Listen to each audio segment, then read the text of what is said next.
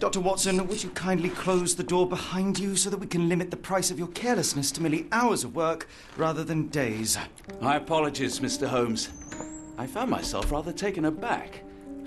I saw tidier houses in war-torn Afghanistan.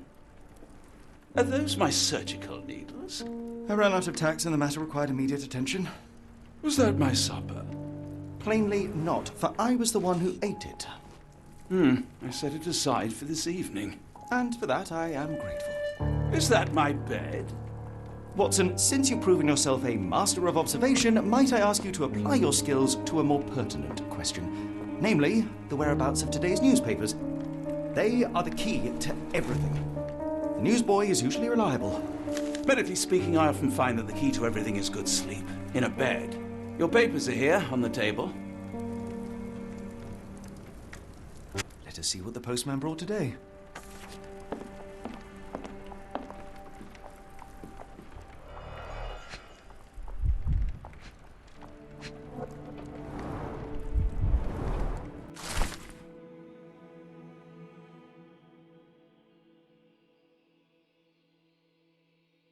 Local gossip, all of it uninteresting.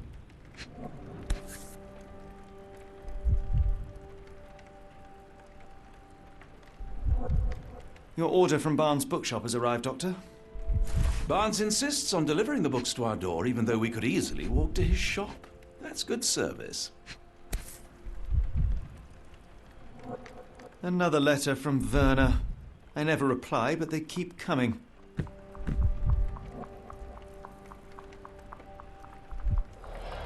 I don't see the Strand. Where is it? Pardon me?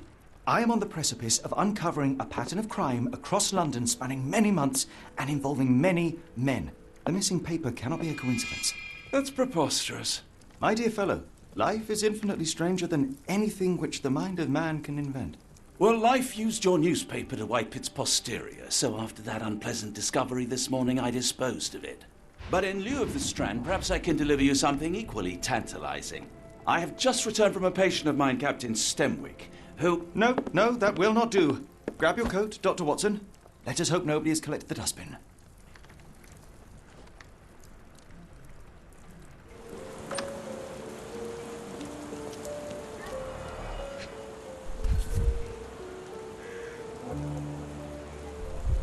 A cactus spine.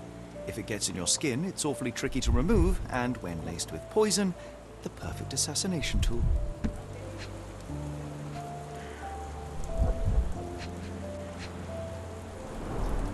You were mistaken, Dr. Watson. The paper was indeed dirtied, but not how you implied. It's potting soil. See, Watson? The conspiracy is real. Someone tried to poison me. Poison? You? That's madness.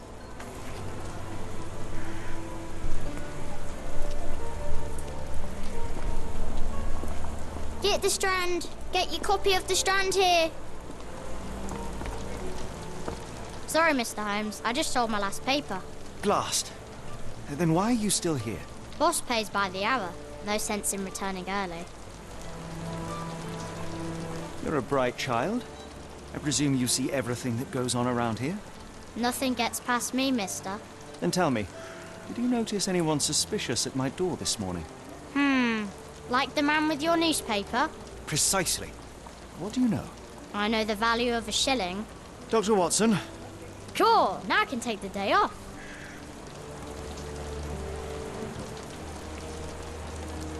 Can you describe the man you saw? He was carrying a lot of books. Up to his chin they were. Never heard of a well-read assassin. Looks can deceive. Hence the appeal of disguises. Which way did he go? Not sure. I was distracted by customers. Sorry. Did you see what he was up to? Nah, not really. I saw him approaching your house, but I had a customer. Then there was a loud bang. I ducked down.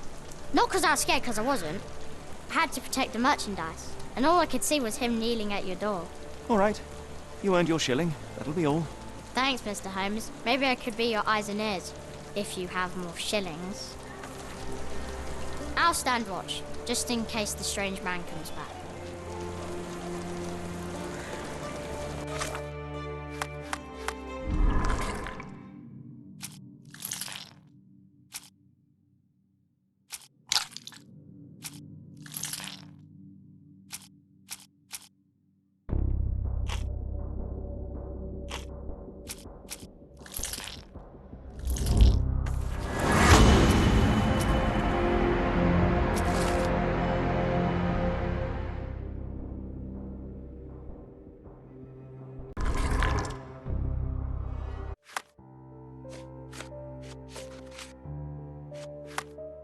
Come now, the Mr. Strand. Holmes. Murder? Copy of the Yes, Strand Barnes has here. his quirks, but he also has his scruples.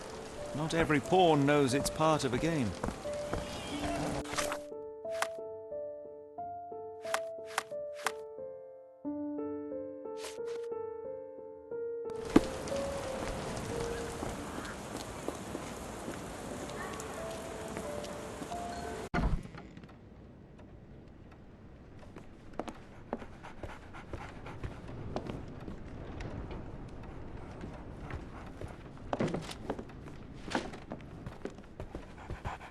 So, Barnes has a dog now.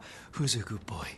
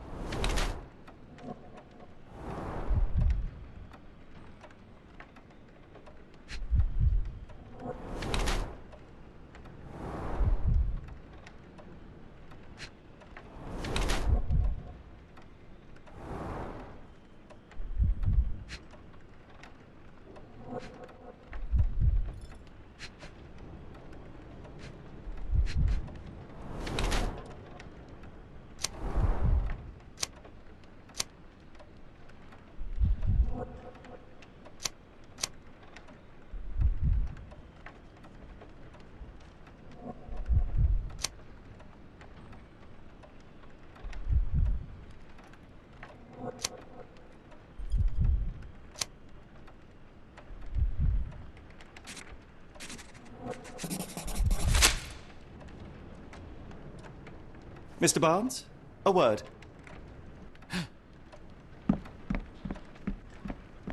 Ah, for goodness sake.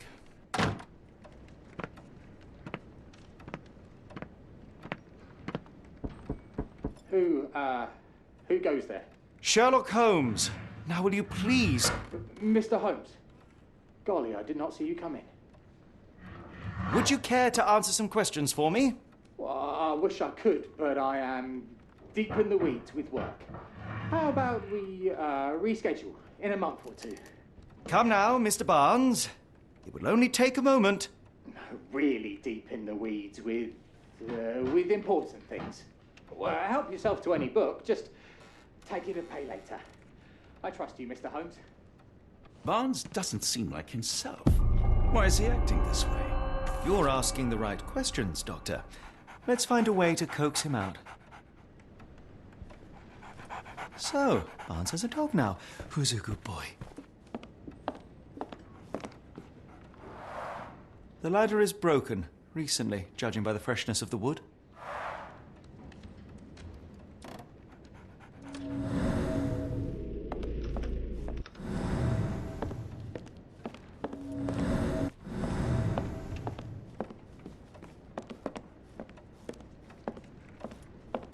I could hardly imagine anything more macabre.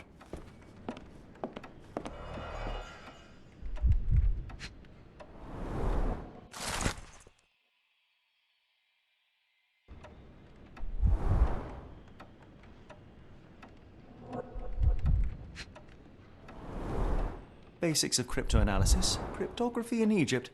It appears Barnes has an interesting hobby.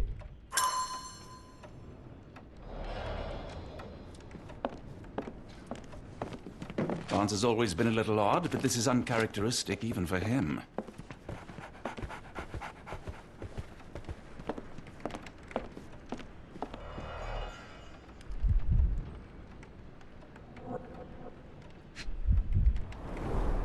In the language of Mycroft's secret agents, it's a sign. Dried flowers are replaced when the job is done. I wonder who the recipient is. An improvised stand, but it does make the flowers more visible.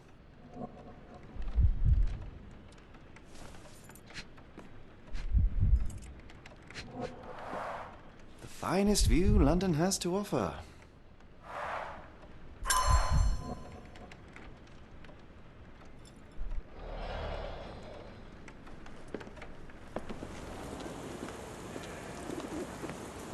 Hello there. What's your name? Lily. I know, not very original. I should have worn something warmer.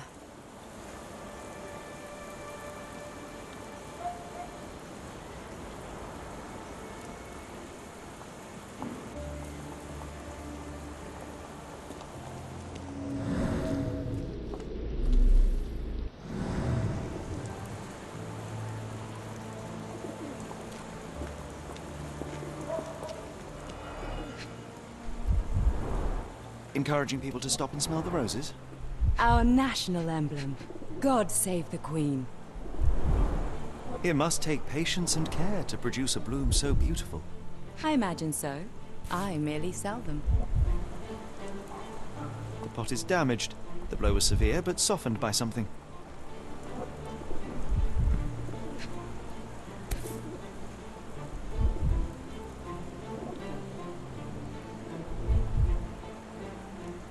Familiar spine. Is this what I found in my dustbin?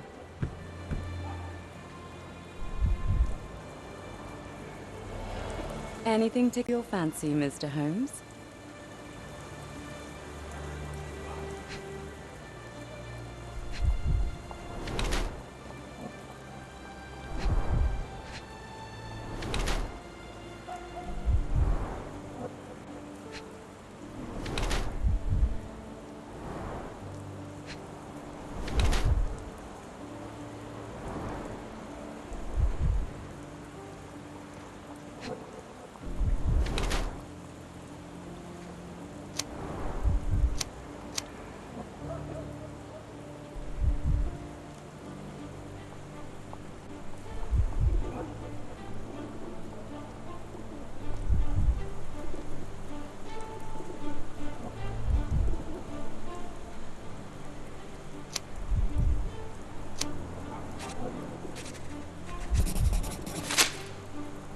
Mrs. Fleming, you look particularly lovely today.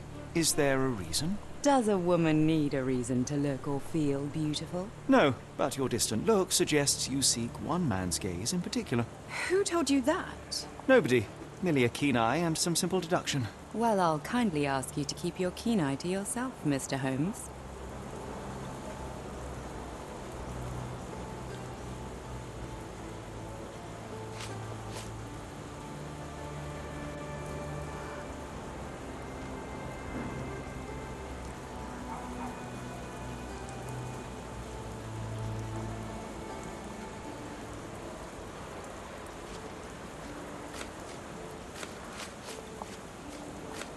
What do you make of the flowers in Barnes' shop window? Well, they could use a bit of water. Do they mean anything to you? Mean anything how? I'm not sure I follow, Mr. Holmes. Why do you think they're there? Are you suggesting the flowers are for me? It seems likely, does it not? Oh, I hope you're right.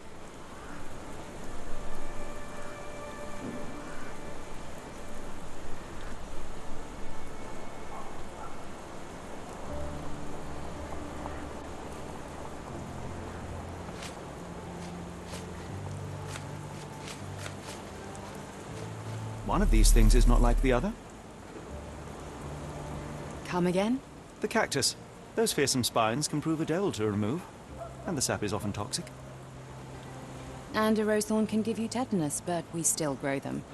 The cactus seems comparatively harmless, though you have me thinking it must be valuable. I was under the impression that you knew its price already. Your guess is as good as mine. The first time I saw this cactus was when I came back from my break.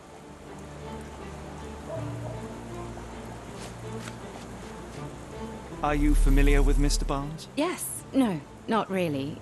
Well, in a way. What on earth does that mean? I know who he is, of course, but we haven't shared much more than a look. A look? Yes. Each morning I go for a walk in the park with my dog, and most days I spot Mr. Barnes there with his new puppy, so we see each other. Actually, we once met briefly while our dogs played. He was quiet and seemed unsteady as he approached, but since then, we've never spoken. I often see him staring through the shop window. Sometimes I wonder what he thinks about that would etch such longing onto his face.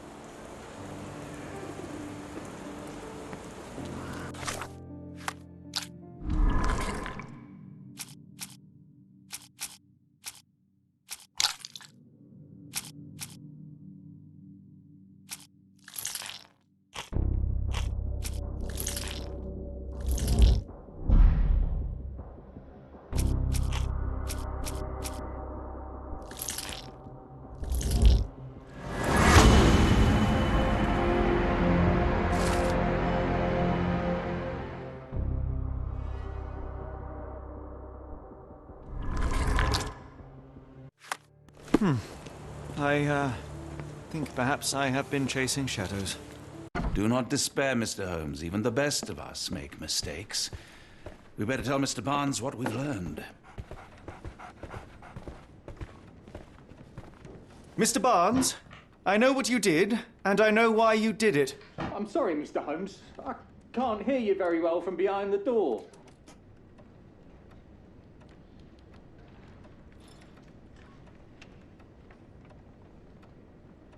You ordered a cactus from the plant catalogue and then left it for Mrs. Fleming as a gift. You place flowers in the window to get her attention and wear high heels to appear taller and more desirable. You are her secret admirer. I couldn't read this morning's edition of The Strand because it was covered in soil and spines. I know you dropped a cactus on it and then fled. Barnes, it's Dr. Watson. Rest assured, we are not interested in disclosing your personal affairs to anyone, including Mrs. Fleming. Please come out. All right, then.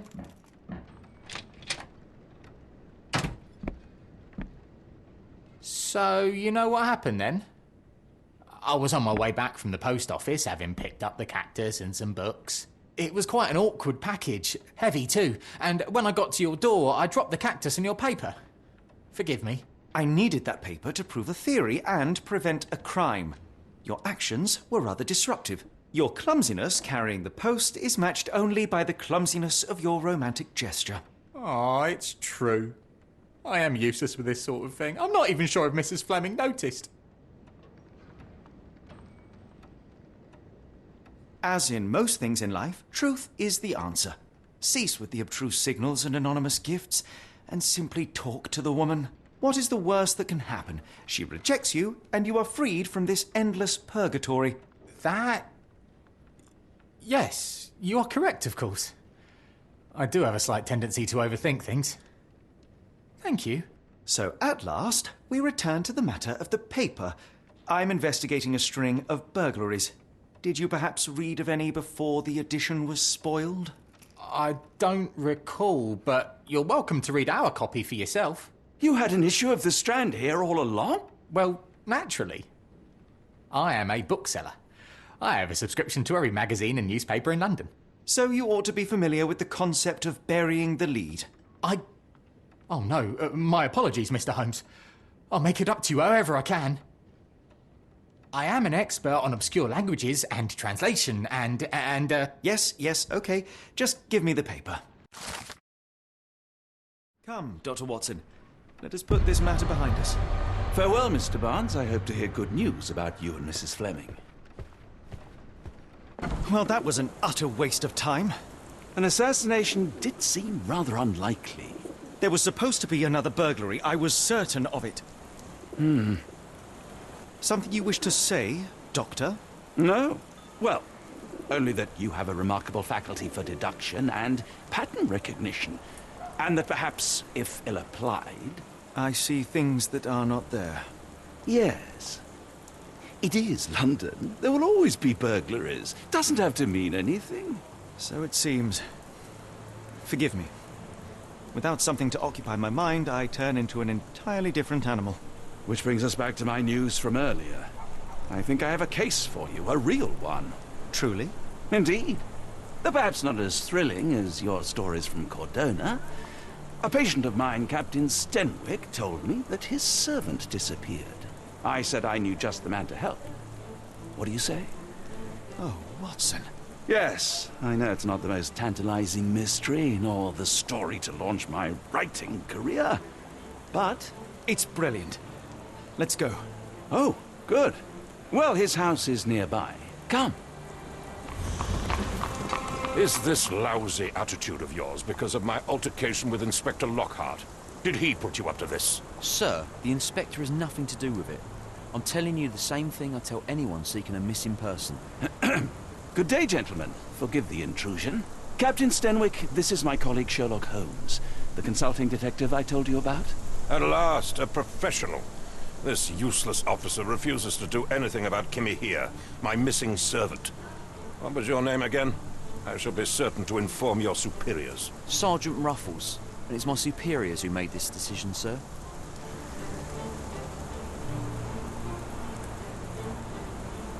Have there been other disappearances lately? Of course, here and there. But when life is tough and opportunity comes knocking, you can't blame those who answer. Why has the police department decided not to help? We investigate murders, thefts, fraud, arson, real crimes. A servant walking away from his master is not our highest priority. That said, if we find Kimahia breaking the law, we'll be sure to notify Captain Stenwick. Now, I must be off. Best of luck in your search. You heard that, didn't you? The way that man spoke to me. I shall need your written testimony. Then we can lodge a complaint. Captain, perhaps Mr. Holmes' time is better spent learning about your servant, so that he may begin his investigation. Ah, yes. Quite right. Fire away. Tell me about Kimahia. He's foreign. A Maori. All the way from New Zealand. Biggest man you've ever seen, and as strong as two.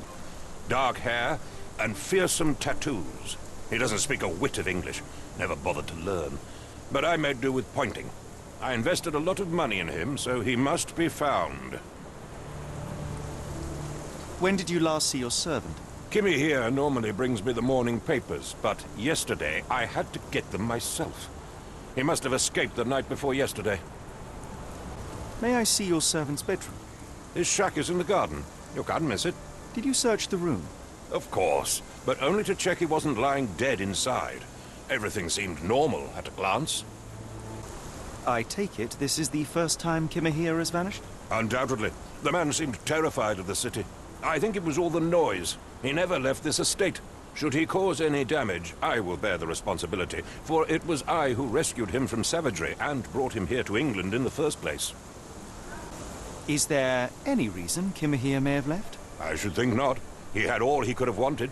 Gainful employment, new clothes, and all the cabbage he could eat.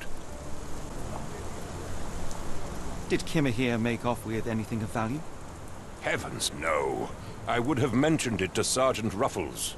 Still, he must have fled with some money on his person. No. I kept his wages in my safe. For security.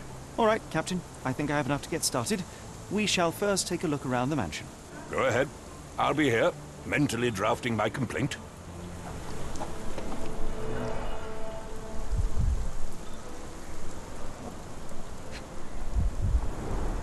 A shoe print, roughly size 11, with a worn-out sole.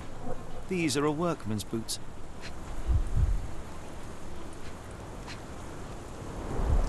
Chewing tobacco.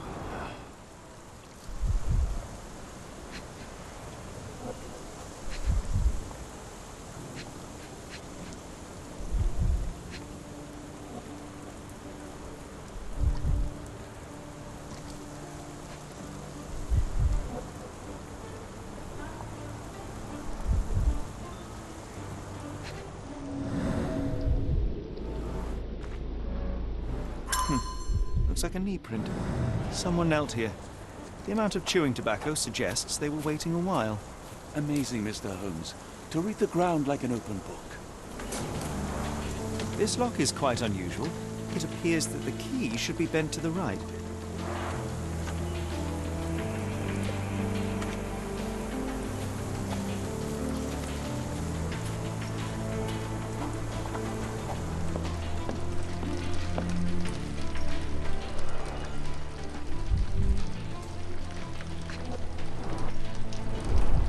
Impressive. The sack of grain retained the shape of an impact. Someone hit their head here.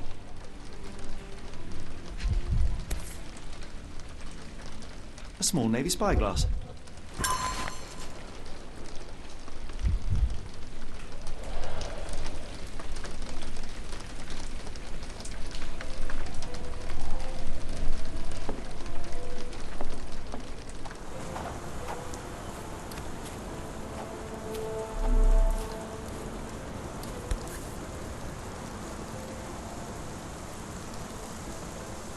The rag reeks of smoke. Someone plugged the chimney.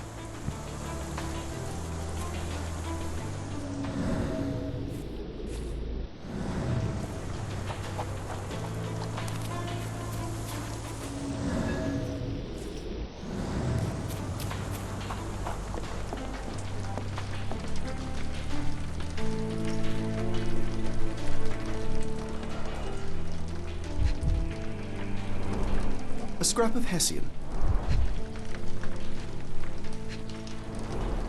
These were sturdy boxes. It would have required a serious blow to break them.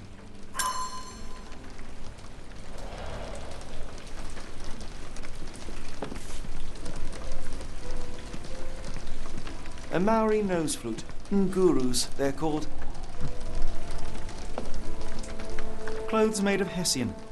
Is Stenwick really so miserly? No air coming through it.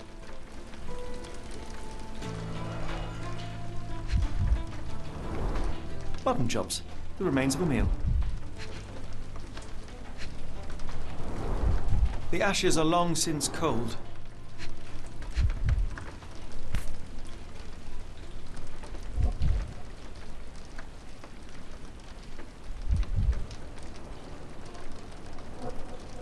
A heavy chemical odour. Lend me your nose, Doctor. Ah, I'll never forget that smell after my time in Afghanistan. That's an opioid, Mr. Holmes, a narcotic.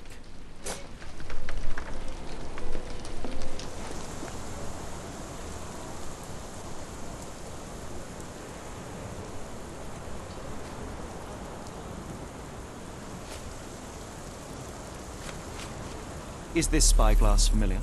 I don't recognize it. Could it be Kimahir's, perhaps? I doubt it. I never saw him with it, nor could I suggest how he might have come by it.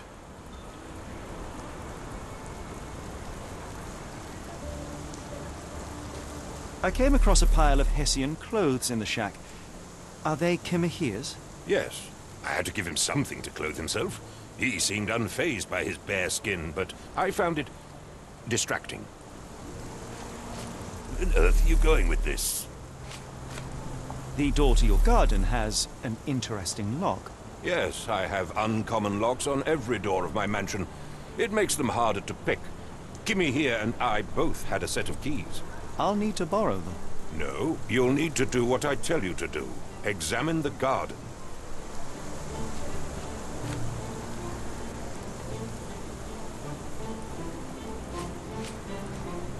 Has Kimahir ever indulged in tobacco? No, the man doesn't even drink. Are you certain? I found chewing tobacco in the garden. I controlled Kimahir's expenses since he struggled with the currency. I would have known if he used tobacco.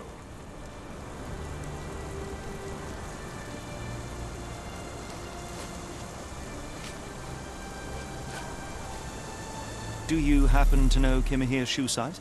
I wouldn't have the foggiest, but I'm sure it was enormous. Not that it matters. He spent his life barefoot. Despite my best efforts, he simply did not take to shoes.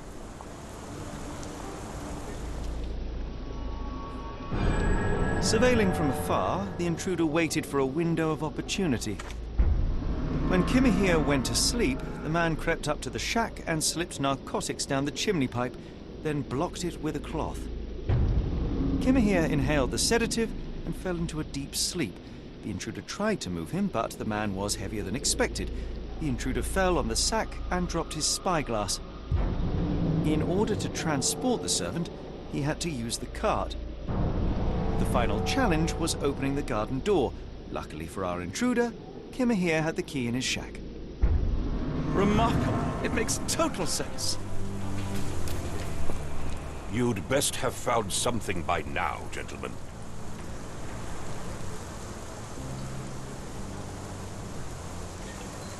I found the residue of narcotics in Kimahir's brazier. There are several explanations, perhaps your servant's recreational interest, or an attempt at poisoning. Cut to the chase, Mr. Holmes. I fear that someone may have spied upon Kimahir, likely the owner of the spyglass I found earlier. It appears they were watching for some time, as there was an impressive amount of chewing tobacco on the ground. And your point? You said that you checked the shack earlier. Did you notice the cart tracks near it? Now, one ought to expect a servant to make regular use of such a thing. Indeed, I would have overlooked the detail were it not for the cart's absence. If, as you say, Kimahir never leaves your estate, then where did it go? I expect answers from you, Mr. Holmes, not questions. I won't keep you in suspense any longer, Captain. Kimahir was abducted by the owner of the spyglass. When your servant fell asleep, He slipped a narcotic into Kimahir's brazier to make him sleep even more soundly. In order to carry a man as large as Kimahir, the intruder stole the cart and rolled him right out of your garden. Now, hold on. All this simply to tell me what I already know. Why haven't you found him yet? I only arrived a moment ago. It is, frankly, incredible that I have already deduced so much. Every second you dawdle here, waiting for me to stroke your ego, is another second wasted. I'm not interested in the how, the why, or the who. I am only interested in recovering my investment. Spare me the claptrap, boy, and go and fetch my servant.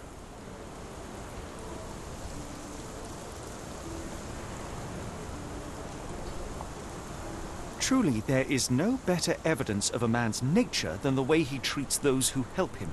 And you, sir, are a brute. The cruelty of your ignorance about the Maori people, your selfish attitude to a man's kidnapping. The point is, Captain, we're telling you this for a reason.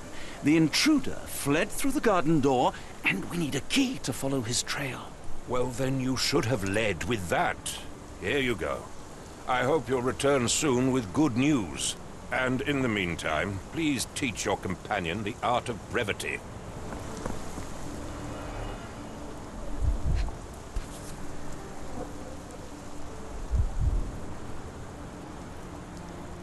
Roy Soulsby.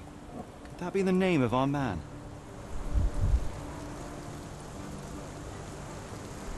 A strange substance. I have my suspicions based on the color and consistency, but would you care to hazard a guess, Doctor? Well, it's odorless, but from the way it absorbs water, I'd say saltpeter. Then we're in agreement. Well done.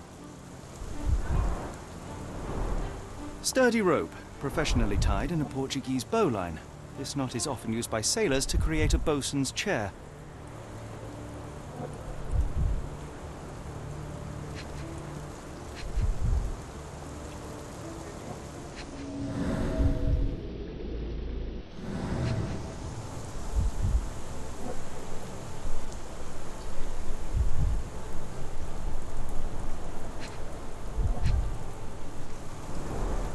Wheels picked up grass along the way. Kimahir's cart, I gather.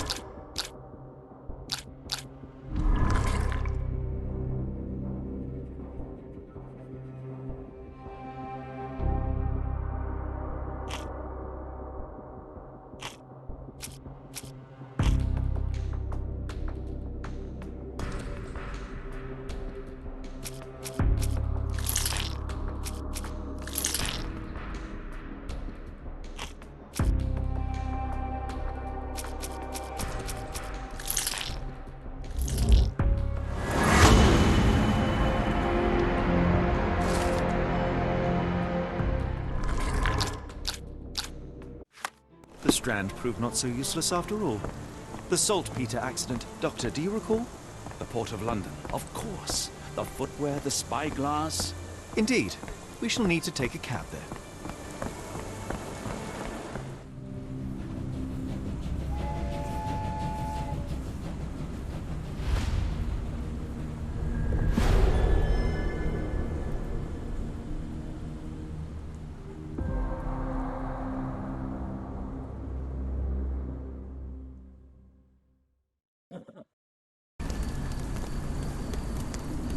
Mr. Holmes, what a compelling mystery we have stumbled upon.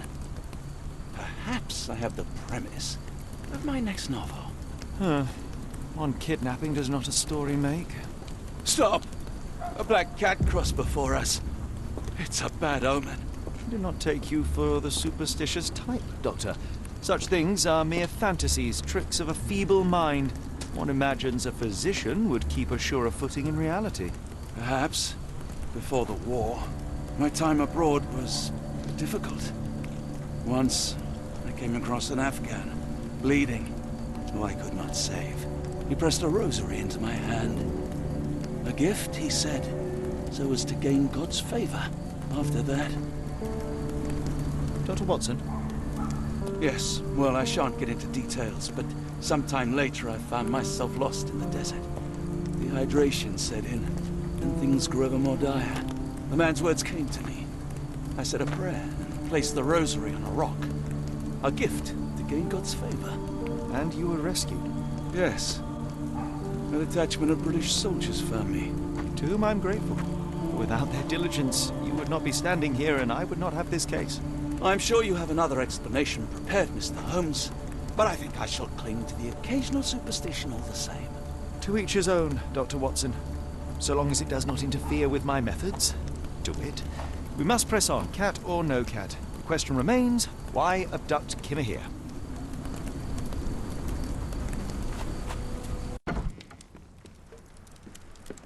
Hello, lad. Is this where I may find Dea? You read the poster? Yes? You know where my brother Girves is? Sadly, no. Well, not yet.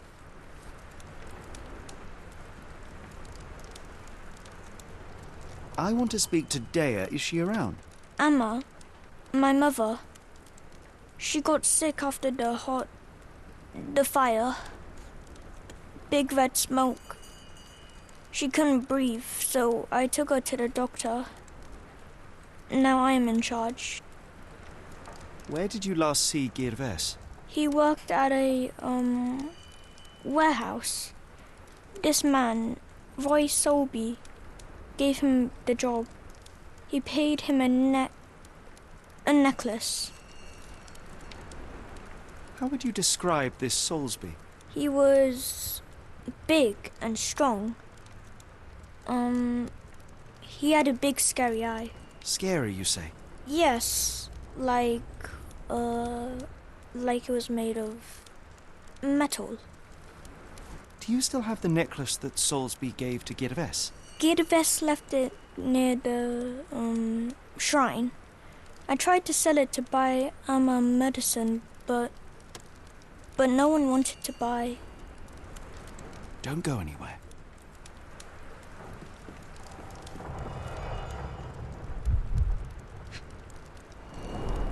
I miss Girves. Do you think he's okay?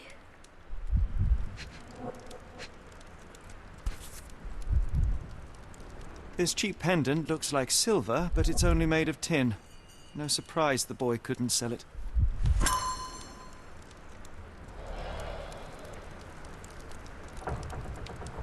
I should have helped Amma put out the posters. If she hadn't been in the smoke so long, maybe she wouldn't be sick.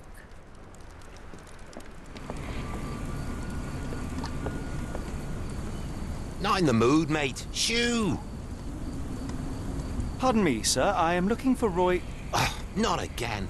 Yes, I'm Roy, but I can't help you find your uncle or whoever you've lost. Now, what makes you think I would inquire about missing people? You are the fourth person to ask this week. Just because I work at the port doesn't mean I keep track of everyone who comes here.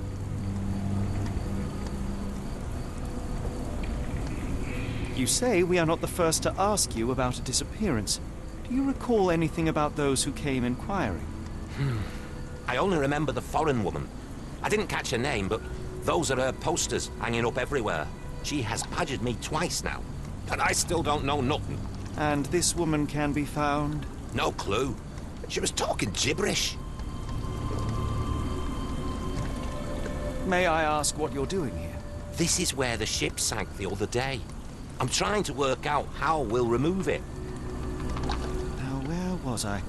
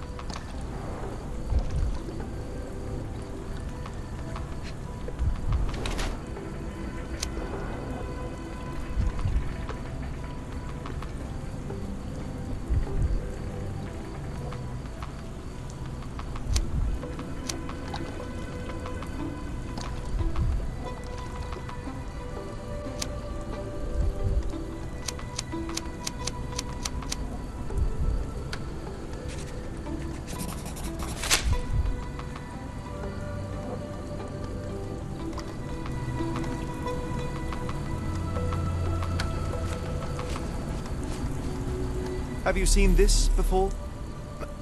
My card? Where did you dig that up? At a crime scene near Baker Street involving a young servant's kidnapping, I might add. No. Someone used it without my consent. How else would it end up there? I have been told that you hired Dea's son, Girves, right before he vanished. His brother also said you had a metal eye. What do you make of this? Tell that him to stop making things up.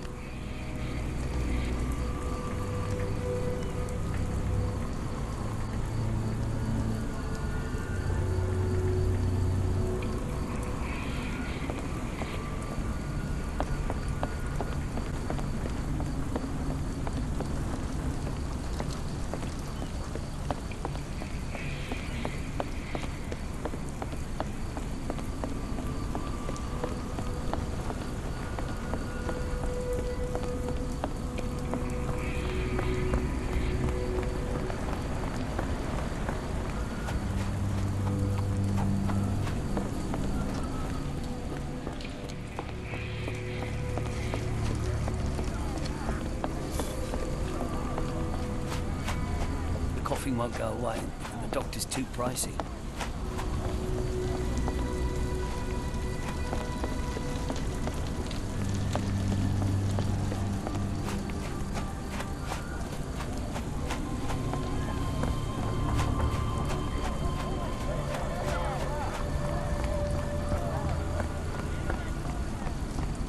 Is this familiar to you? I'm sorry, but I don't know her.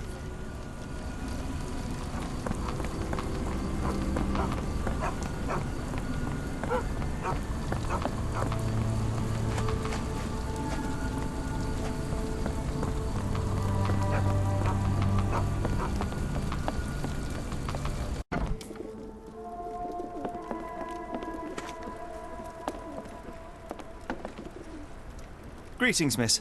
I'm hoping you can help us. We shall soon see.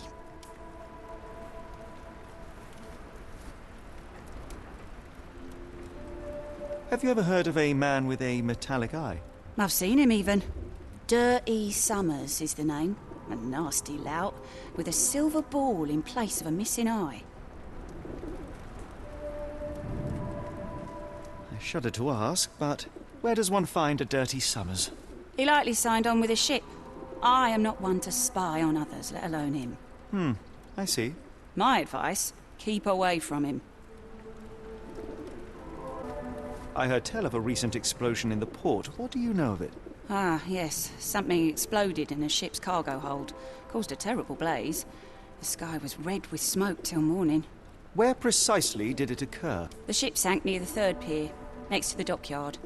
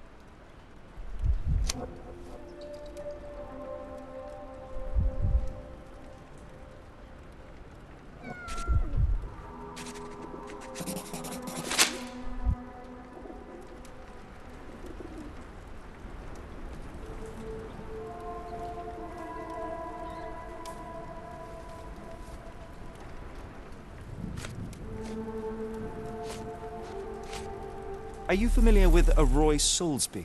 Roy Soulsby? I know the name, but he's not one of my regulars. My guess is that he works somewhere around here.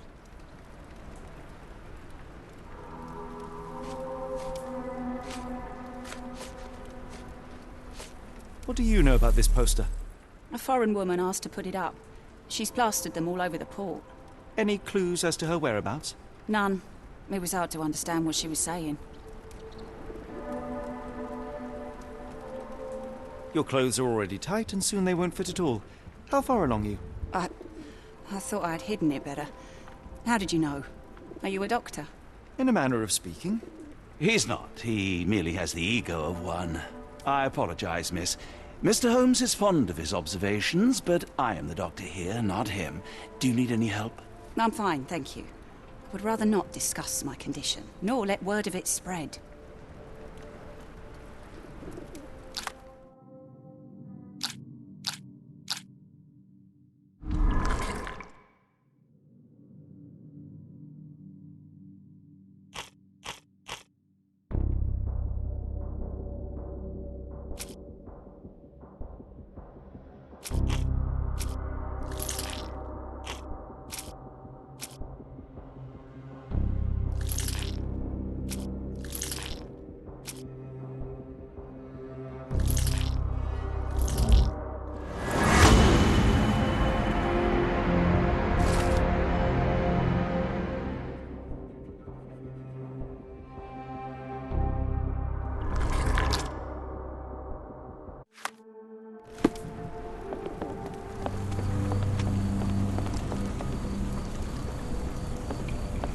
What are you gawping at?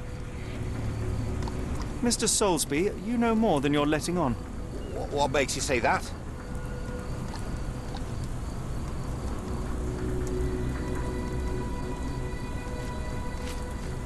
A man named Dirty Summers was involved in some recent kidnappings across London.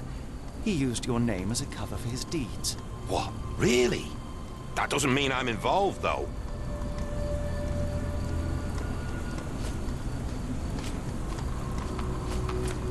Your calling card was found at the crime scene. That's enough to make you a suspect.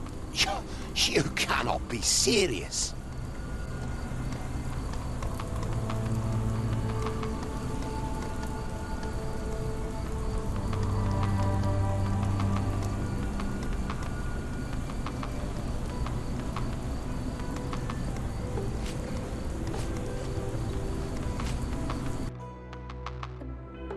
Give me one moment.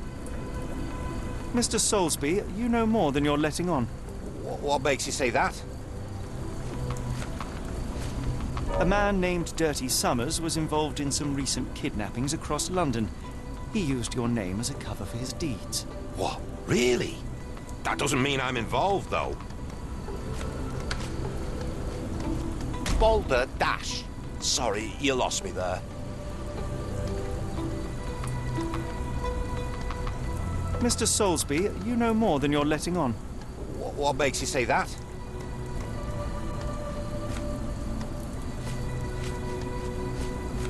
A man named Dirty Summers was involved in some recent kidnappings across London. He used your name as a cover for his deeds. What? Really? That doesn't mean I'm involved, though.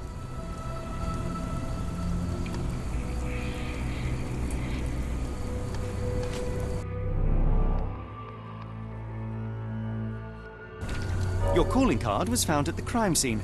That's enough to make you a suspect. You cannot be serious.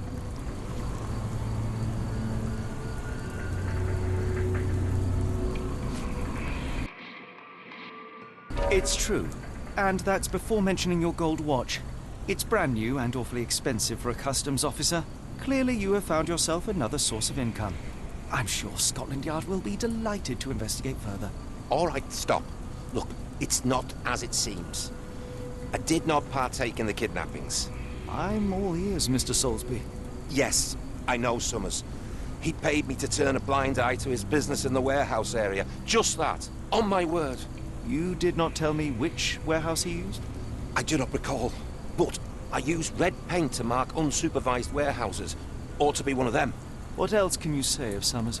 He's a regular at the Cursed Mermaid. Goes there with his crew almost every evening. What for? I don't know. I assumed just for a drink.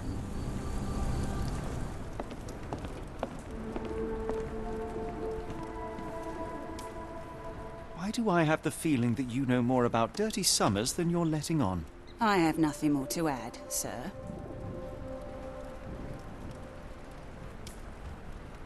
Enough. I have hard evidence that Summers was involved in recent kidnappings across London.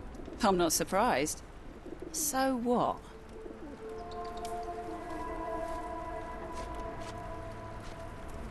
A customs officer, Roy Soulsby, testified that Summers was a regular here. You must know something about his business. All I know is his drinks order.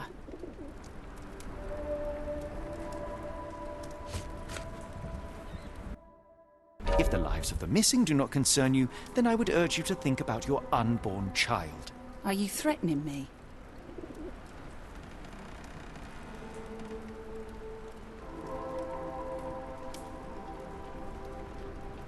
Nothing of the sort, but that doesn't mean that there won't be consequences for your silence. Everyone knows you happily served Summers and his crew. Should the police come knocking, you'll be the one going away.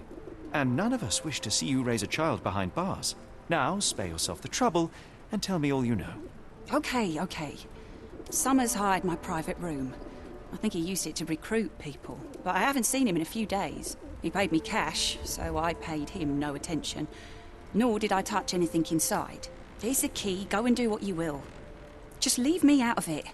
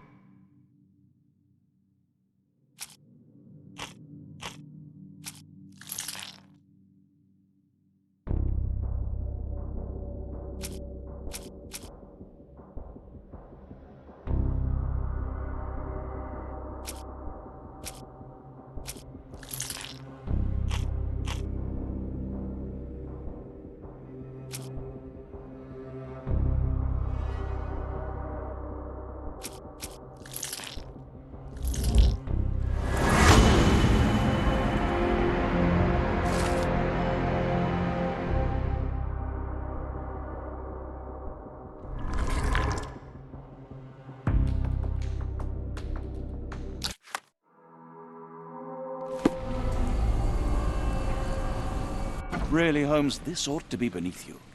As my brother would say, it is for the greater good.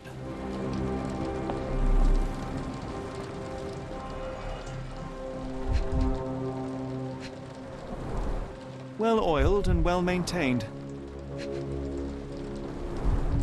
Fit for a crank.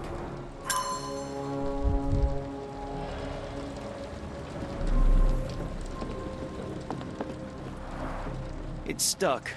No one's used it in a very long time.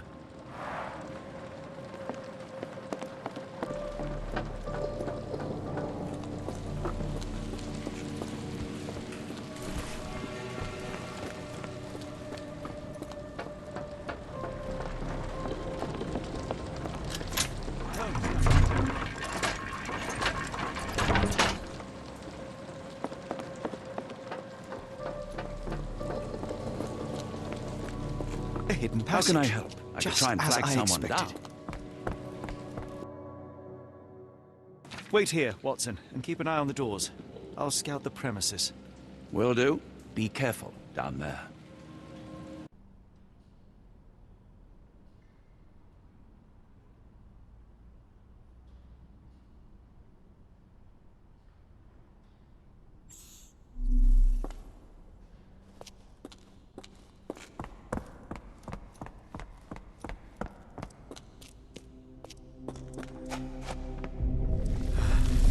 Wait, what's happening?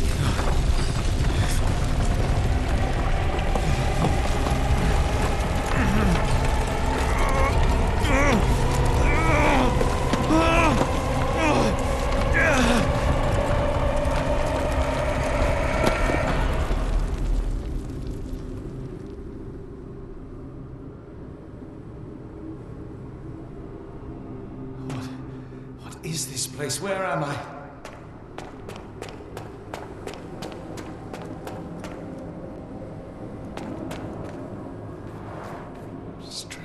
Cold. Something is missing.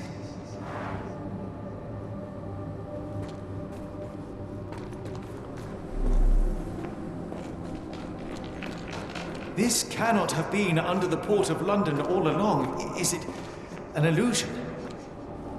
The only way forward is the abyss.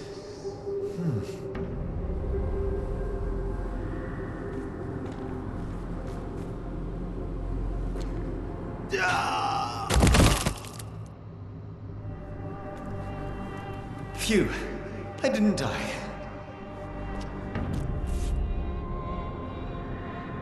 It is icy cold and pulsating.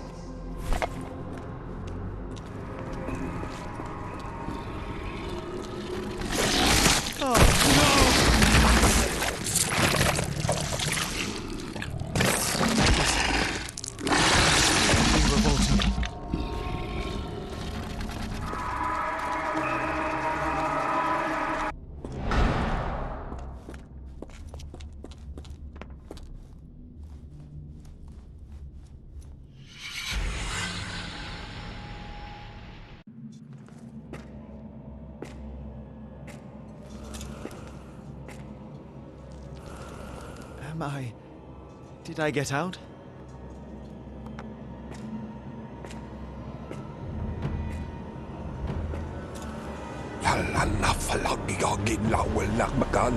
John? What is it, Holmes?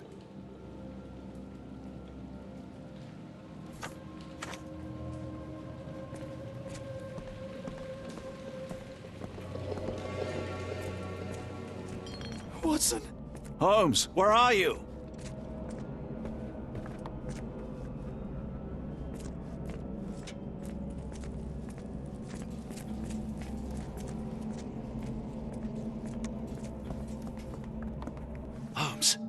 Holmes, are you all right? Fine. Watson, I'm fine, thank you for asking. Fine? By Jove, you should have heard the way you called out my name. It was just a game of shadows.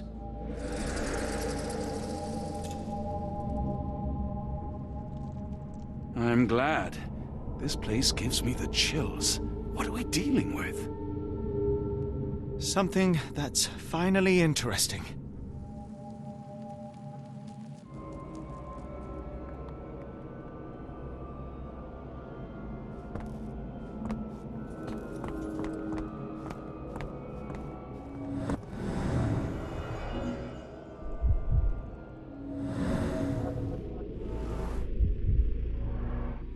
Someone used mud to draw a cross in a rectangle. Why?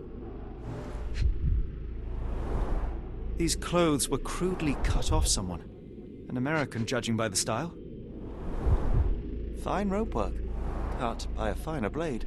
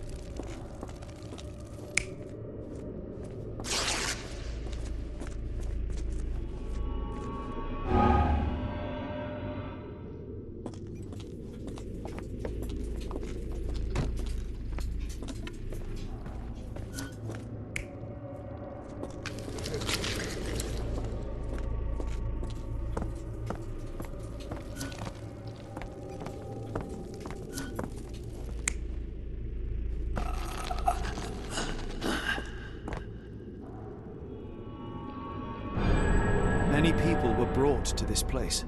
Their abductors stripped off their clothes and discarded them in a pile. The prisoners were kept in a soporific trance by the use of narcotics. A few tried to resist, but alas, in vain. After a few days, everyone was stuffed in a crate and sent elsewhere. Only one captive was left behind.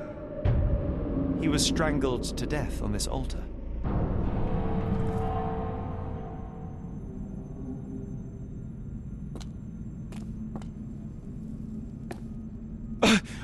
What the hell is happening, Holmes? Calm yourself.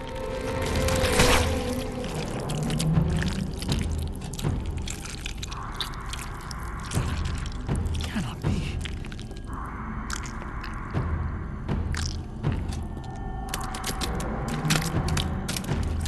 What is it? Oh my God.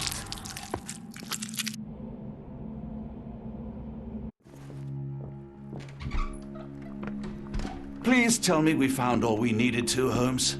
I think we found a bit more than that. Yet we have no clue as to where those people have been taken. And that's where you're wrong, Watson. We have more than enough. I just need to connect the dots. How about you pack your suitcase in the meantime, my dear fellow? Just in case.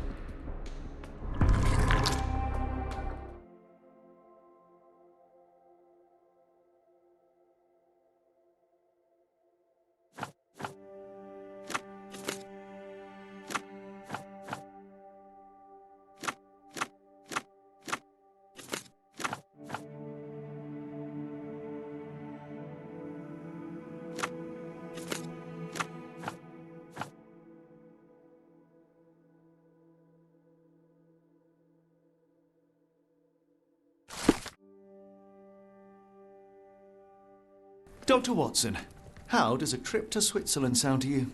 It sounds unexpected. What makes you think we should head there? It's all about the box with narcotics and Mr. Colby's clue, the cross inside a rectangle. Put two and two together, add a dash of research, and what do you get? The Black Edelweiss Institute in Interlaken, Switzerland. If we hurry, we can still catch tonight's train.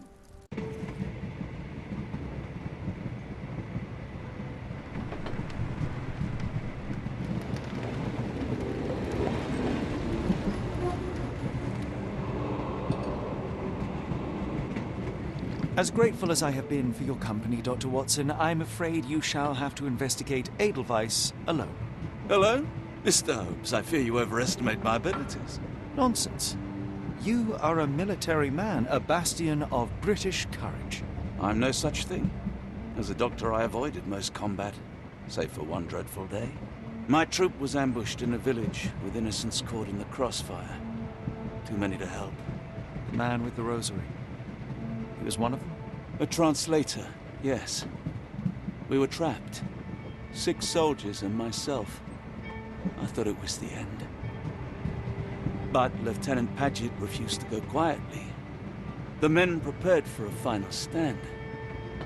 I rose to follow, but Paget shook his head. He told me to run. That I had other men to save. They charged, and I fled through the rear. So you see, Mr. Holmes, I am a coward.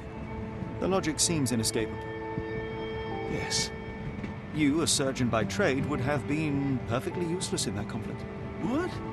No. And how many men have you helped since? Ailments eased, troubles tended? No more than a handful. Truth be told, I have become somewhat of a recluse. How many people could you help with 30 years ahead of you? Dozens? Hundreds? Paget was correct. You can cease your self-recrimination. Holmes, I don't know what to say. I would start with, I am Dr. John Watson, may I look around?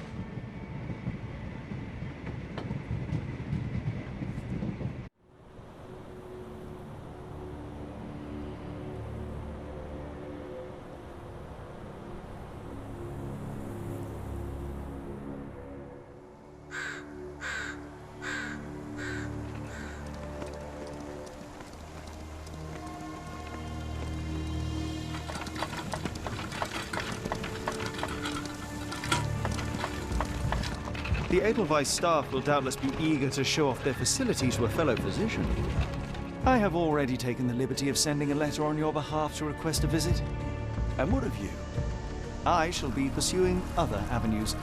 Should you see anything troublesome or improper, simply notify the local authorities. Otherwise, try a little analysis yourself. You know my methods. Apply them.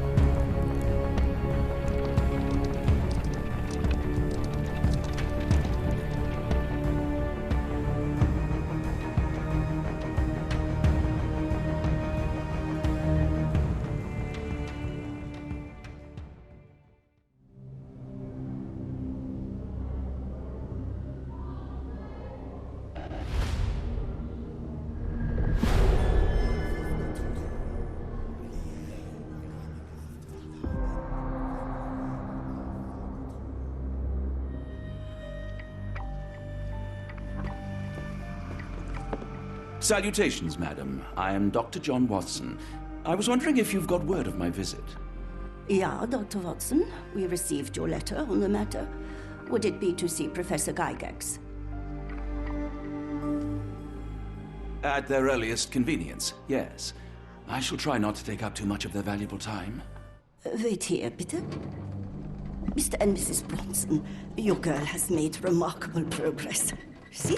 Take a look for yourself. My apologies for keeping you waiting, Dr. Watson. Surely you understand how medical work can make one lose track of time. Do not be sorry, Professor. I too know the importance of closely attending to patients. The work hardly stops here, yet the satisfaction of perfecting the mind compels us to persevere. I take it you welcome many a soul into your establishment? Admissions, yes. Visitors, though? I am curious as to what brought you to the Schwarzes Edelweiss. Word of mouth. An article I read back in London spoke highly of your institution. But rather than taking its word for it, I thought I would see things for myself. My asylum's reputation precedes it, then. Everyone, your attention, please. Guten Day. Yes, hi. Hello. The name's Amos Colby, Northwood Detective Agency, Boston. I got questions that need answers. Who's in charge here? What seems to be the matter, Dr. Watson? You can tell me. By Jove, it cannot be him. That man, well, the real Amos Colby lies 6 feet under in London. No. In my line of work, it can't wait. The longer it takes If me you to get wish to to the recuperate, truth, the Dr. more Watson, lives you are may placed avail in yourself harm's of the way. guest room. But I have so much more to discuss. Nurse, if you'd be so kind as to escort Dr. Watson to the guest room. Herr Colby, from Northwood Agency. How unexpected. I am Professor Gygax. I would be happy to answer your questions in the examination room. Look, Professor, unless you got any clues as to the whereabouts of...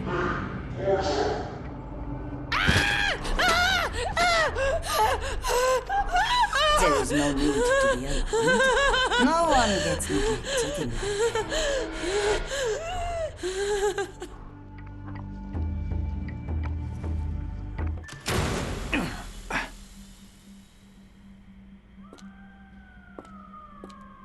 Now, let's not resort to brute force. Do not worry, Herr Colby. My methods are rather more delicate.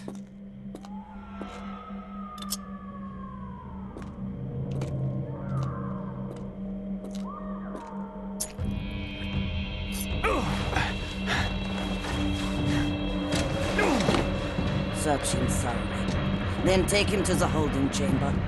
I need to decide precisely what to do with our guest.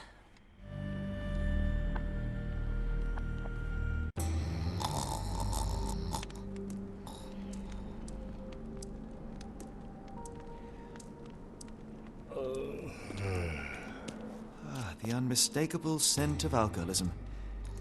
Did you walk through their doors as I did, or did they collect you off the streets?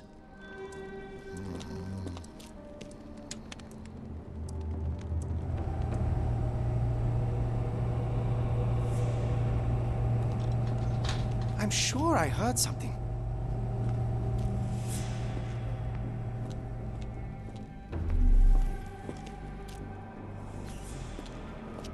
You there! I command you to free me at once. I'm not sure that's a great idea at the moment.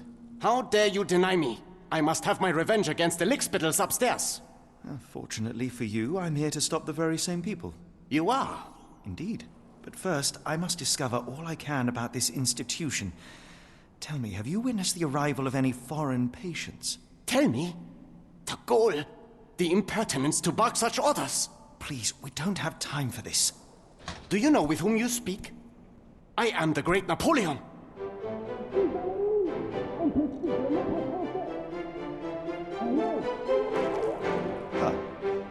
Napoleon Bonaparte?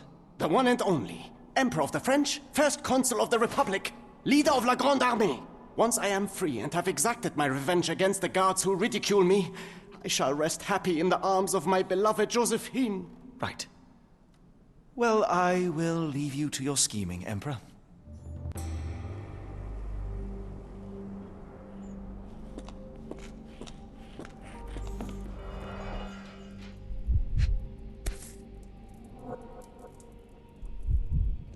This photo was damaged, seemingly by oil.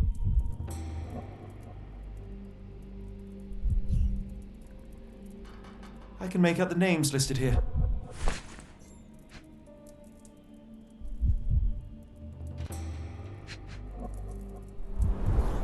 Looks like it's still operational.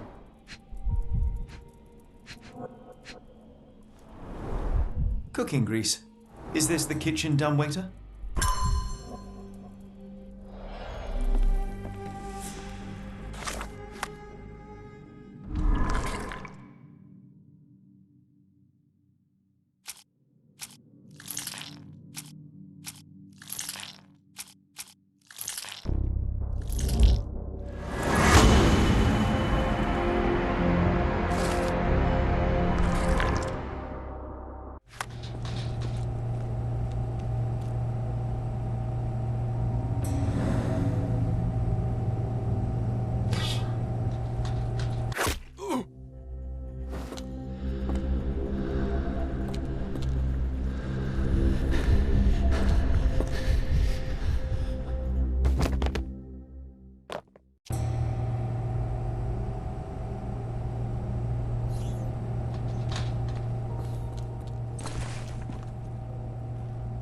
This should be enough to avoid unwanted attention, at least from a distance. Go away, or I will tear your lips from your skull with my fingernails! Miss, I'll gouge your eyes out and cut off your hands, just like you did to Heidi.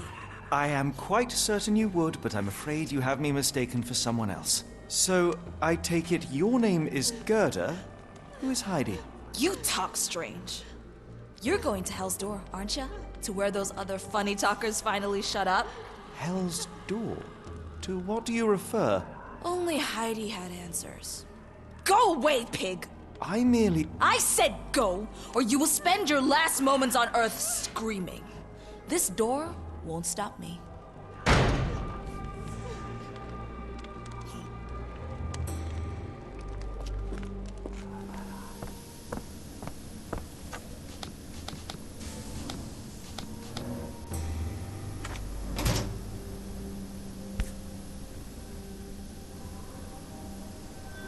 Good Lord, how unsettling. The damage seems intentional. So you're Heidi. I didn't realize I was on Haunted Doll Watch.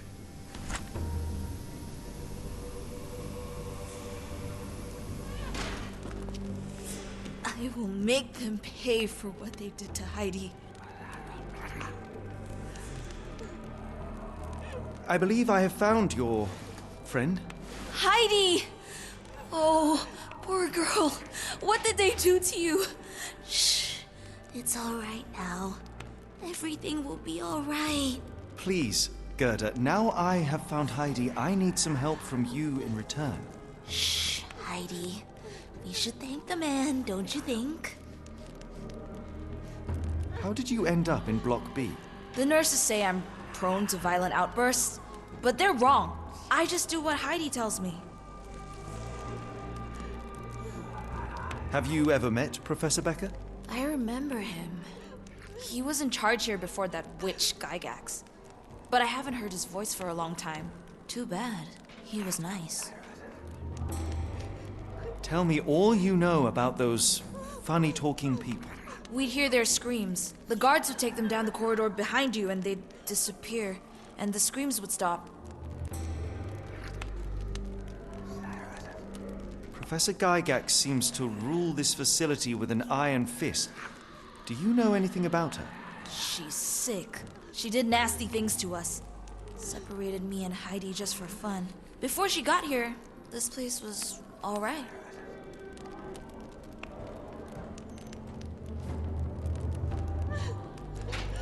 I shall leave you two to get reacquainted. These are the same crates we found in London. I should take a closer look.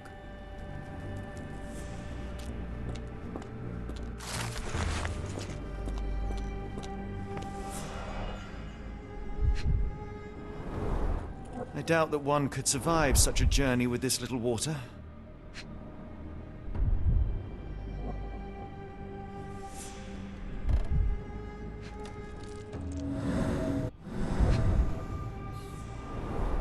The kidnappers even provided airflow. How generous. This is the same design as the one from London.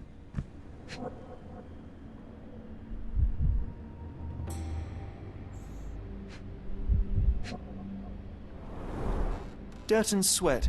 They were locked in here for days, judging by the smell. This trip was prolonged and perilous.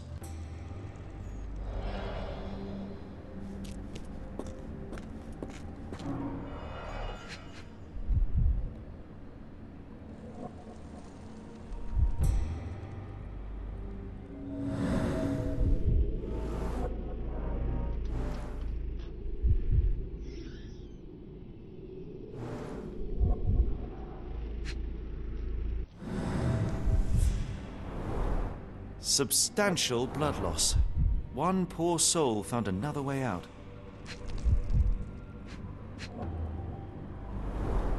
A bottle this sturdy doesn't break by accident.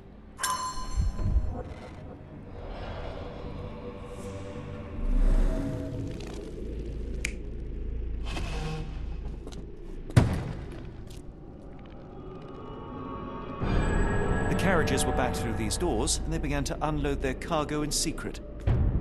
Next, the crates were opened, freeing their passengers. Not everyone survived the journey.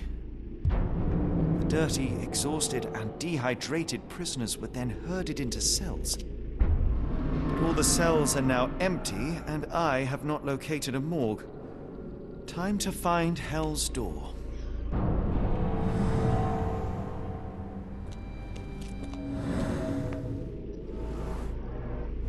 Scratches. Something has been moved through here. This seems to be a locking mechanism. The whole thing must be a door. I will make them pay for what they did to Heidi. I found Hell's Door, the one that made the foreigners silent, remember? How do I open it? Gerda, please, I cannot get inside. You have to tell me how to open it. How can you speak to me like nothing's wrong? Can't you hear Heidi crying? Look at her! Look! She's suffering. I can't even hear my thoughts over her screams. Poor Heidi. We will fix you. I promise. We will fix you. Leave it with me, Gerda.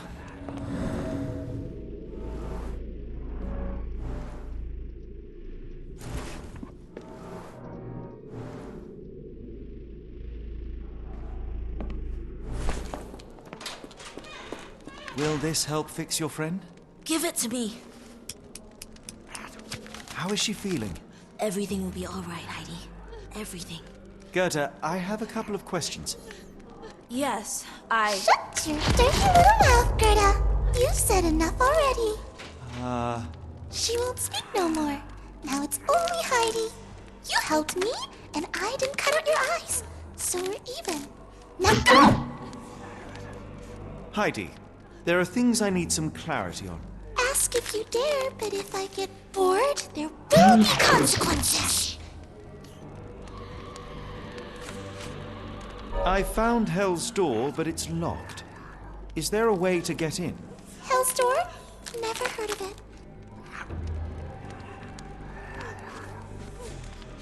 That's not true. You, Gerda, told me that Hell's Door makes people silent forever. And you believe that snotty little girl?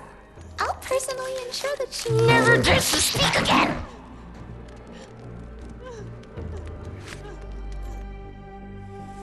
Professor Gygax hurt you repeatedly, scarred your body and mind. You are not protecting Hell's Door. You are simply afraid of the consequences were I to enter. I could tap your teeth out with a hammer until you choked on the blood and bits. You could. But then you would live the rest of your life in fear of Professor Gygax. I can make that feeling go away. How? I can stop her. But the key, Heidi, the key to Hell's Door is critical to stopping Professor Gygax. And I think you know where it is. Tell him! But you said... And now I say tell him! The professor. She has a special key. Keeps it close and only brings it down when new people go through. Behind those closed doors, those people start to sing. Oh, they sing in so much pain. Gygax. Of course. Thank you, Gerda. Heidi. I must leave. Leave? You joke. Nobody leaves the Edelweiss. Now you will be with us forever!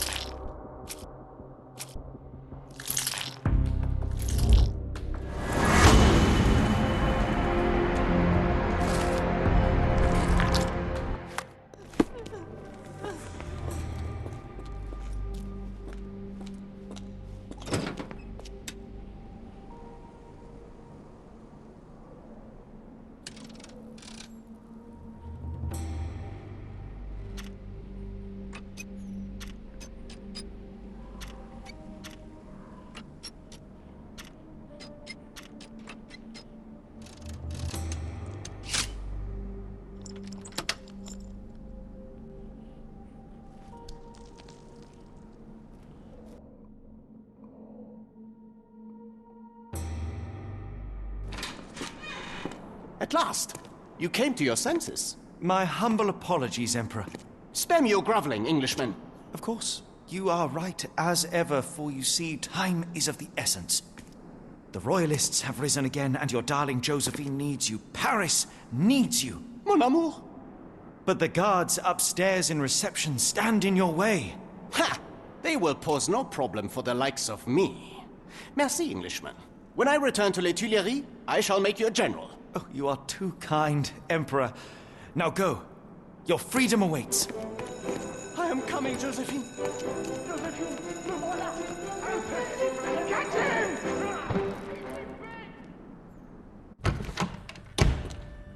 Psst. Watson. Over here. Holmes? What are you doing here, and where did you get that outfit? It is unimportant. I require your assistance. Well, that is rich, because clearly it was unimportant to tell me what you were planning beforehand. Amos Colby? Your naivety was essential to sell the disguise. Actually, it wasn't. You should have trusted me. Watson, we can discuss this later. Time is of the utmost importance. The kidnapped people may still be here. This is what I know so far. What? You really found all this on your own? Focus, Watson. I need you to find a key. It will be most unique. All the details are in my notes. Logic dictates that Gygax will keep it near her. Once acquired, you must get it to me. Perhaps the kitchen dumbwaiter could be of use. Holmes, I can't do this. I'm no spy. Yes, you can, Watson. You are unfailingly dependable.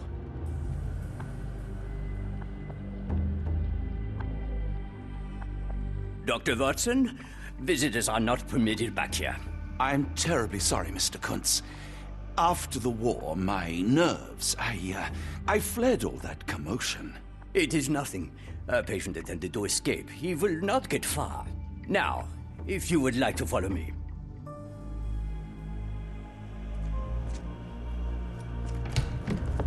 Ah, Dr. Watson.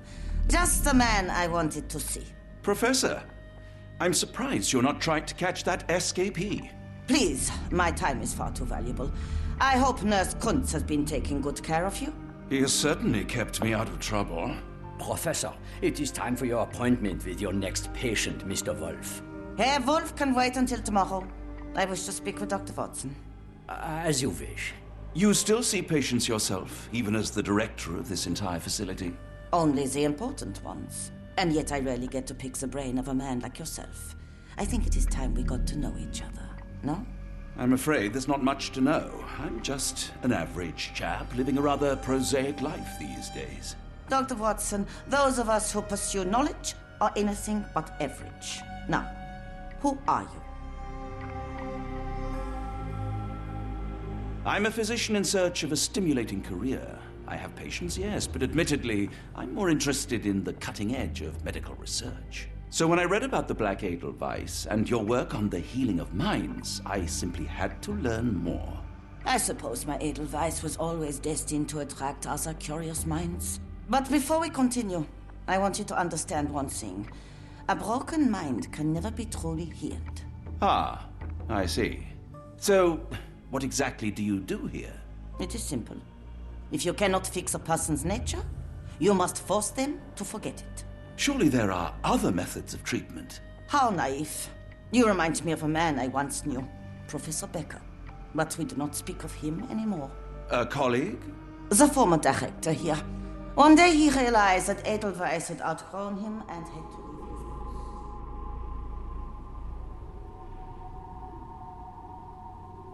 Do you grow weary of me already, Doctor?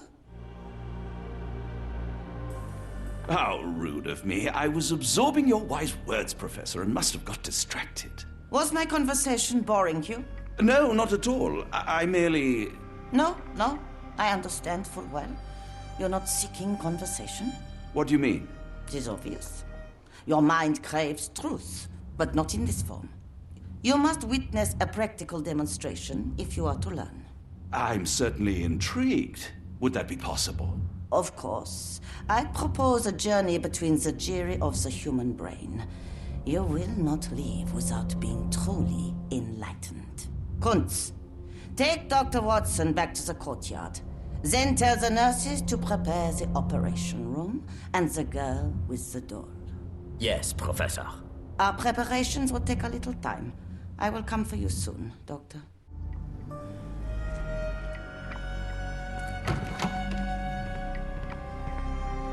You are Mr. Wolf, am I right? Oh, hello. Who might you be?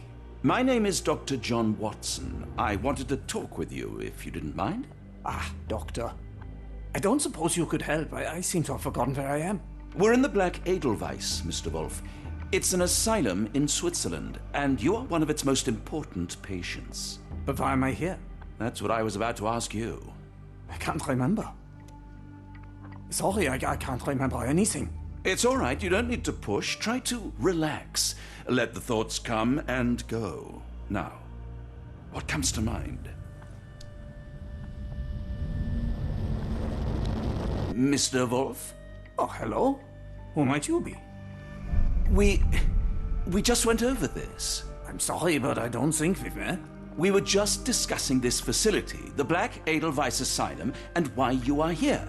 That name does sound familiar. Holmes, the things I do for you. Excuse me, who are you? And who's this Holmes fellow? I am Dr. Watson, and Holmes is, well, you could call him my imaginary friend. That's just a little joke, don't mind me. But why am I here, Doctor? Am I sick? I'm sure I can take a look.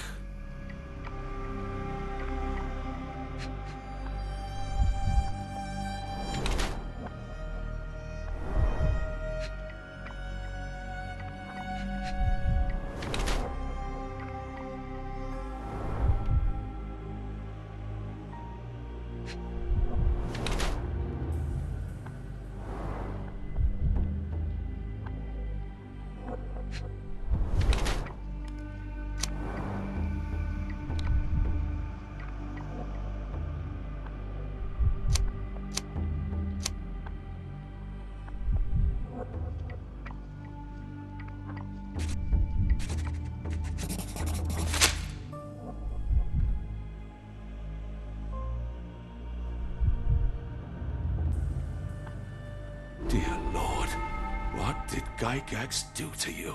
Excuse me? Who are you? Oh, never mind.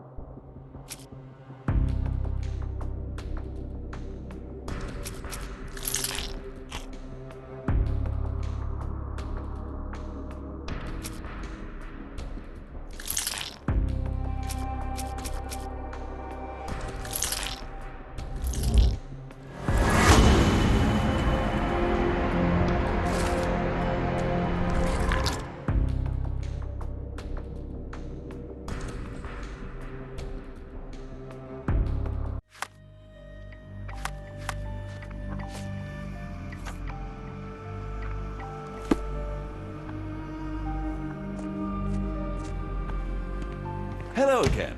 You won't remember me, but we've met before. I am Dr. John Watson, and you are Professor Becker. You were the previous director of this facility, the Black Edelweiss. Professor, really? Actually, that name does sound familiar. Wait. Let me write it down. I try to recall memories through writing, but they always feel just out of reach. As a matter of fact, I have more for you to jot down. Oh, yes. Yes, please, anything. Professor Gygax did this to you. She made you forget everything, even who you are. But we will play a trick on her. We will write a letter so that she learns her lesson. Put down what I dictate.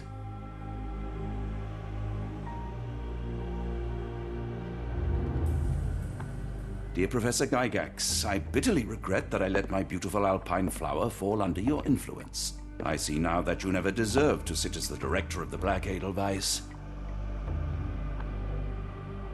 You are not, as you so claimed, the future of the Edelweiss, and you never were. And by the time you make it to my cell, the police will already know the truth of how you came to be director of this asylum. Signed, Professor Becker. There. It's done. Now, hold on a minute. Who are you? My name is John Watson. I'm a doctor from London, a veteran of Afghanistan, and I wish to be a writer, though deep down I fear I lack the talent. And presently I'm risking my life to help my brilliant detective flatmate in the pursuit of a cult of kidnappers, even as I fear it may destroy him. I'm tired and hungry, and I have not had a good bath in weeks, and yet despite it all, I feel alive. Any more questions? Good heavens, sir. You're as mad as they come. One of the patients asked me to deliver this note. It's for Professor Gygax. Thank you, Doctor. Leave it with me.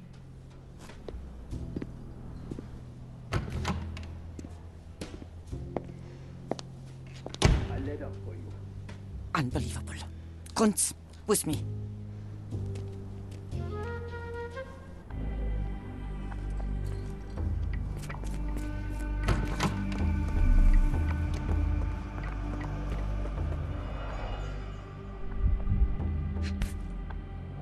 Close, but I don't think this is the key.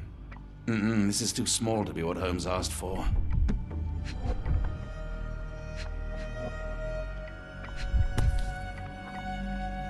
An Edelweiss relief about 2 inches in diameter. This must be what Holmes was after.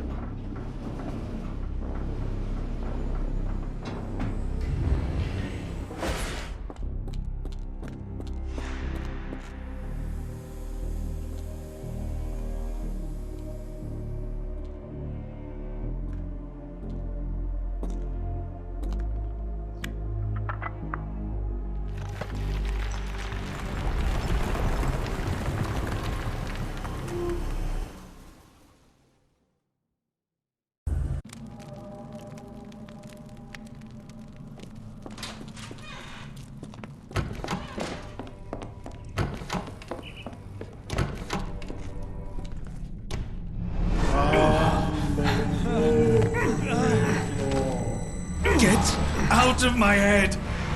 Your mind festers, devoid of soul. Find reverence for the one that trembled. Great Lord! Left your surrender your soul and become a servant of madness. Please! No more! Stop it! Watson! John! Somebody! Wretched mortal, do not fear what is to come. Let him rupture our world anew. Awaken and let go. Awaken and...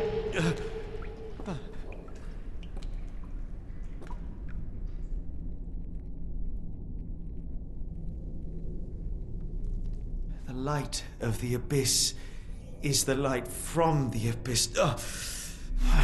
Get out of my head.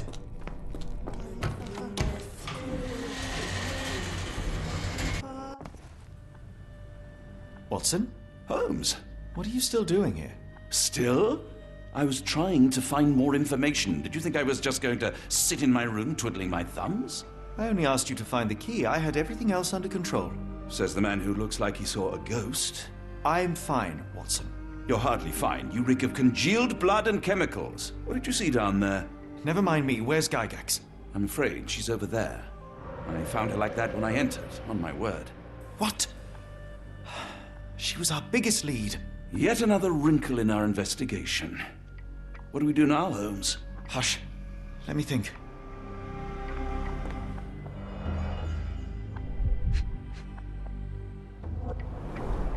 The pencil is buried deep all the way to the brain. Instant death. No traces of blood on her clothes. Must have got on her white overcoat. The patients here wear the same robes.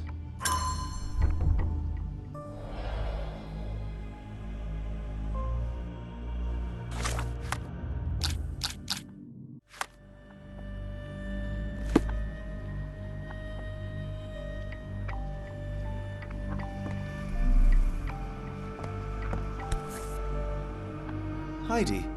How did it end up here? We'd better inform the local police about this. You're right, Watson. But first, we need to determine where our case goes next.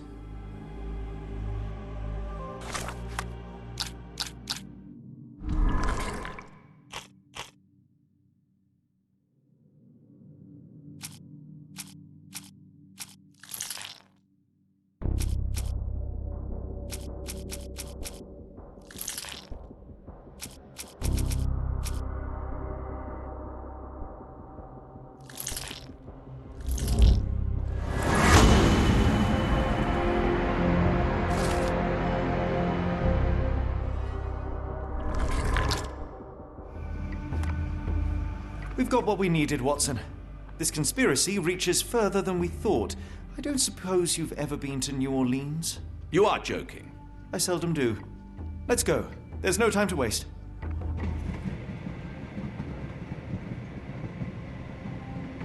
There's nothing in this world that cannot be explained with logic and reason.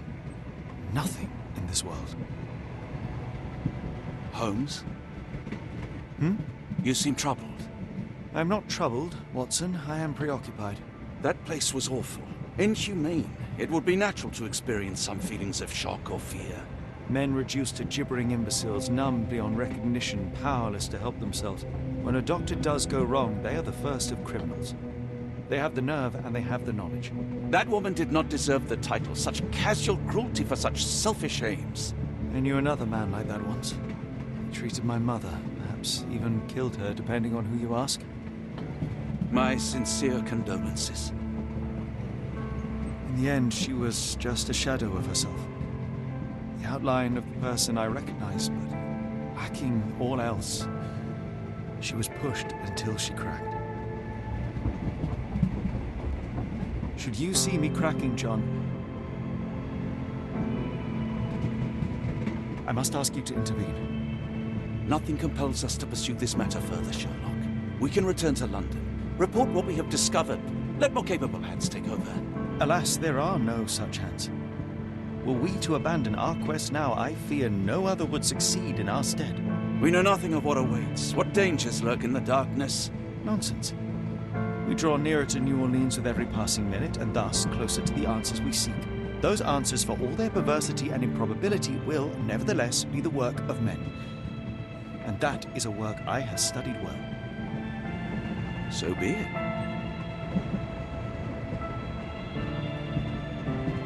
I know you to be a diligent author, but if I may make one request. Kindly omit my mother and her suffering from your tale. Of course. Thank you, John.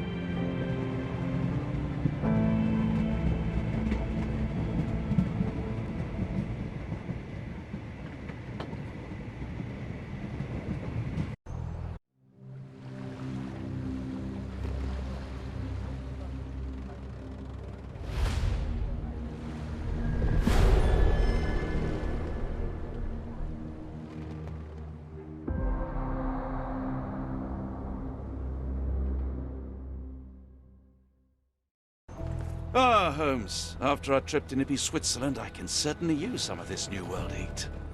Do not get carried away, Watson. What we could certainly use are answers to my questions. I know, but you look exhausted. Why don't we find the hotel first? We shall rest when our investigation is over, and not a moment sooner. I shall ask you to handle our bags while I search for the bank. As you wish. Oi! Stop it, you! Our luggage! Mr. Frank Barnaby, right? Auction's about to start.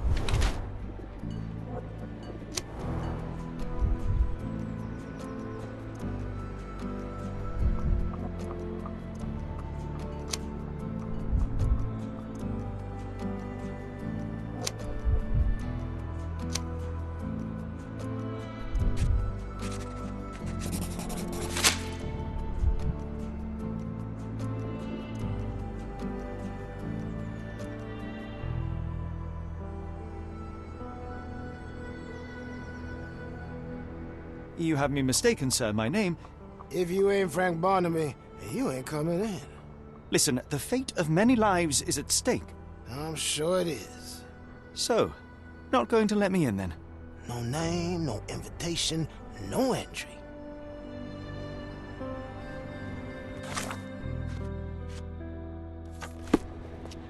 Holmes, over here.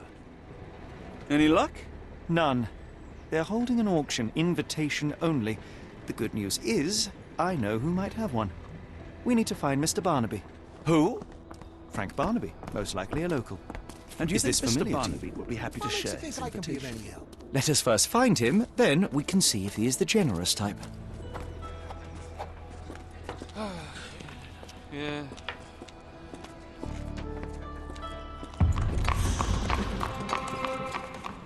Barnaby, unconscious but with his eyes open.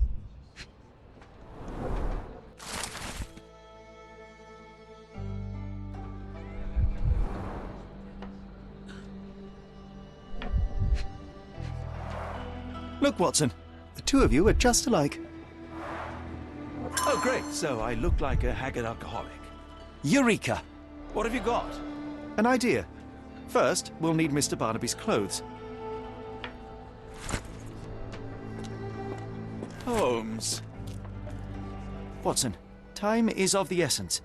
You will go to the bank, not as yourself, but as Frank Barnaby. Holmes, we look nothing alike. The hat and coat will do the heavy lifting. Just stay cool, play the part, and no one will notice the difference. Trust me. Holmes, must we really indulge in this farce? It worked in Switzerland, didn't it? Sure, if you redefine the word worked. It's not to arouse suspicion. Mr. Barnaby. Right you are. Shop owner. Right. Your invitation, sir? Here you go. You okay, sir? Seem to have the jumps. I'm in a rush. Come on in.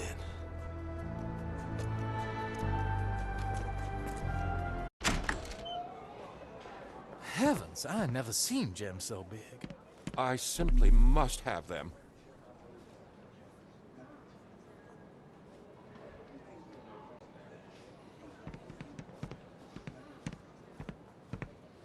Morning, sir, and welcome to the E.W. Gray Banking House. The auction will begin shortly. Name's Zoe Clemens, and I'd be delighted to help you. Pleasure to meet you, Miss Clemens. I am Frank Barnaby. I do have some questions, if you don't mind. These gems are rather curious. What can you tell me about them? These rare beauties are black opals, all the way from Coober Pedy, South Australia. When they catch the light, the dark stone becomes a brilliant rainbow. It's something special. Forgive my curiosity, but who was the previous owner? Sir, I ain't at liberty to disclose them details. It doesn't say where these stones came from. No provenance, no previous owner.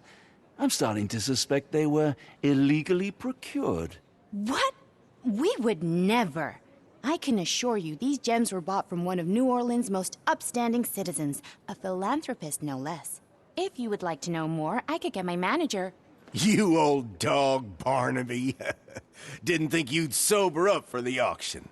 An hour ago, you were 3 sheets to the wind. Oh, you know, I hold my liquor better than most. And the auction was an important business opportunity. An important business opportunity? Ha! What have you done with the real Barnaby? Well, maybe I'm drunker than I thought, mister. Mister?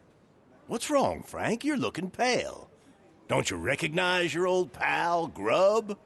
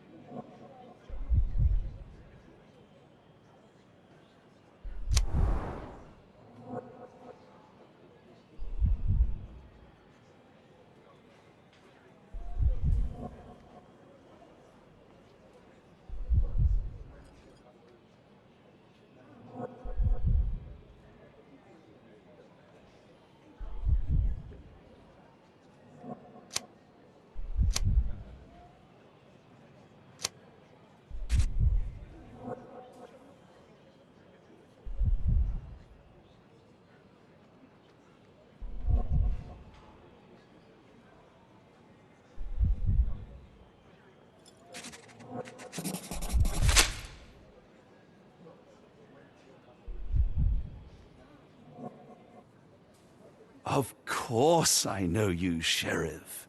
Good. Now, while I have you, there's the matter of your outstanding fines. I've been more than reasonable, but I'm afraid the bills come due. Fines?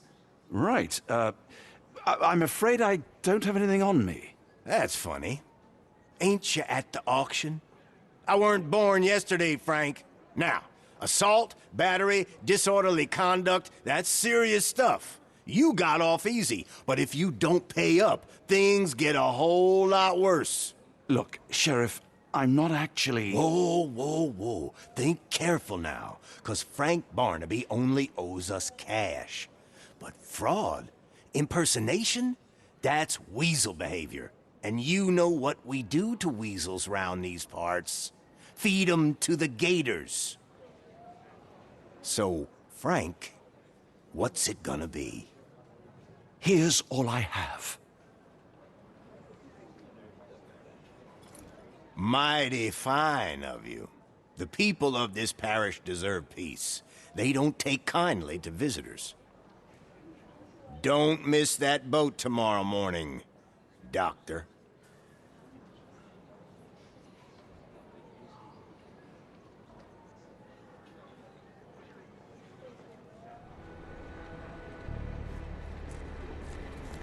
I told you, Holmes. I told you it was a bad plan. Now we're penniless and wanted criminals.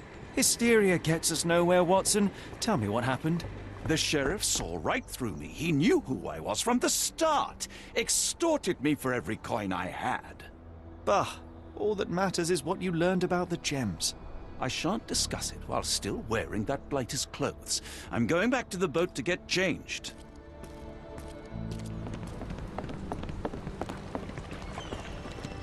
Oh, bollocks, now our clothes are in the bloomin' water.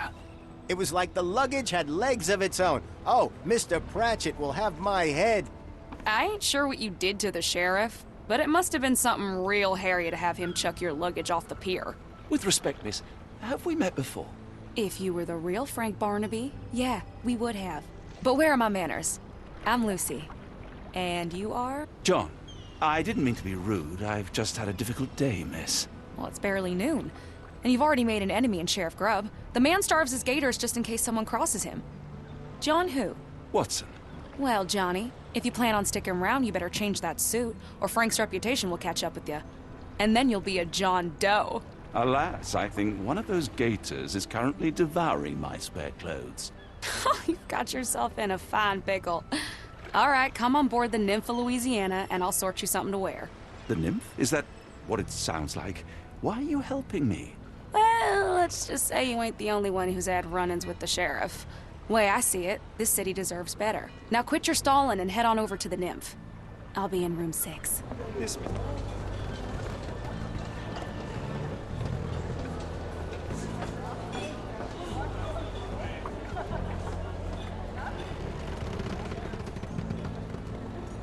Well, look at you. All dressed up with nowhere to go. I can't thank you enough. As I was saying, our journey has hardly gone to plan. We seem no closer to finding our missing people than when we left. Well, if there were anything to know, Champagne'll know it. She's across everything in New Orleans. Look for her in the fisherman's village behind the Creole Quarter. Thank you again, Lucy. I shall make my way there now. Good luck, Johnny. Keep out of trouble.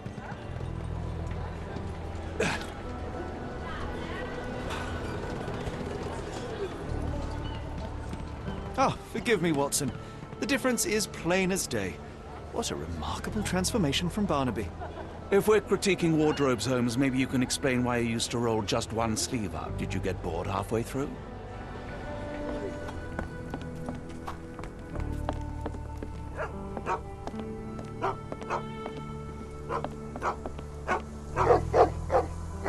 Tocqueville? Lafayette! Hush now. No offense, Sheriff.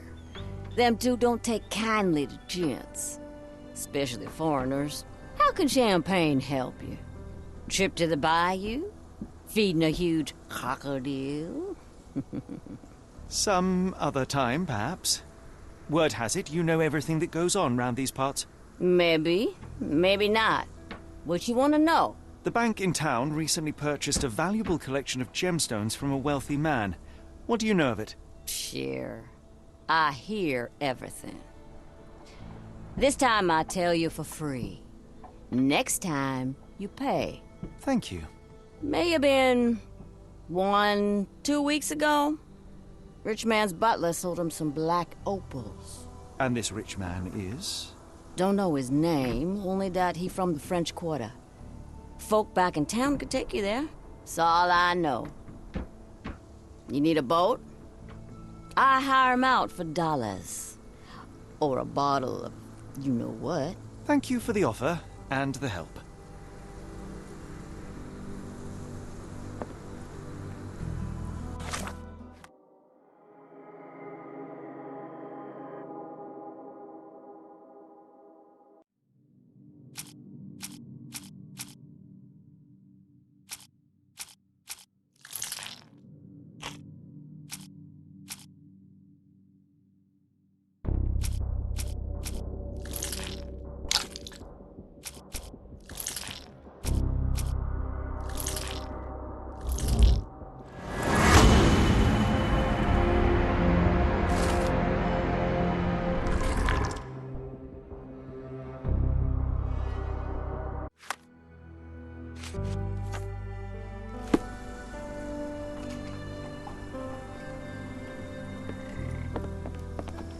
Lord help me.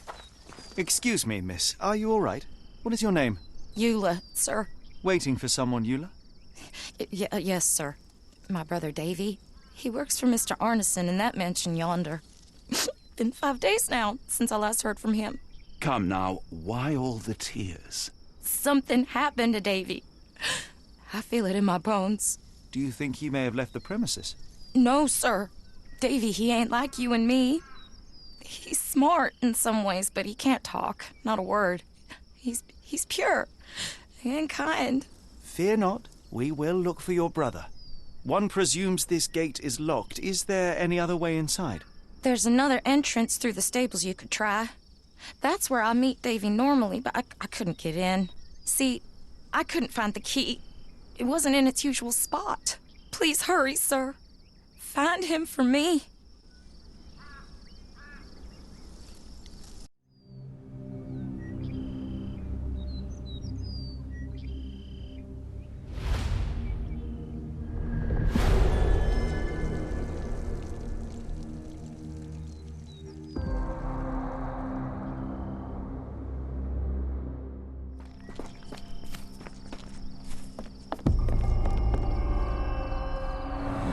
There's blood here.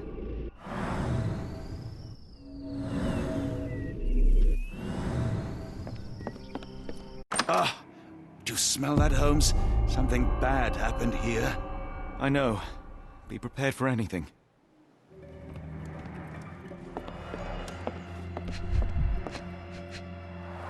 A deep stab reached the man's heart. Clean edges suggest a sharp blade, but the wound is too wide for an ordinary knife.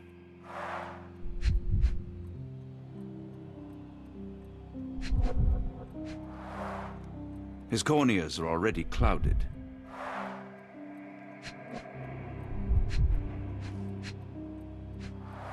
The hand can bend freely. Rigor mortis has passed.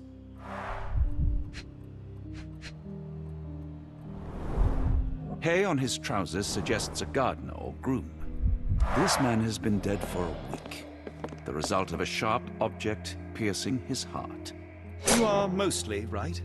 But I would bet he died 5 days ago. Heat and humidity will have accelerated the decomposition.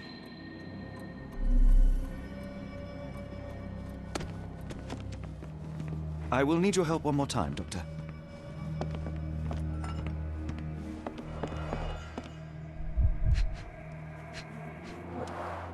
Blooded, broken nails. The poor woman tried to put up a fight. An enormous blow shattered her ribcage.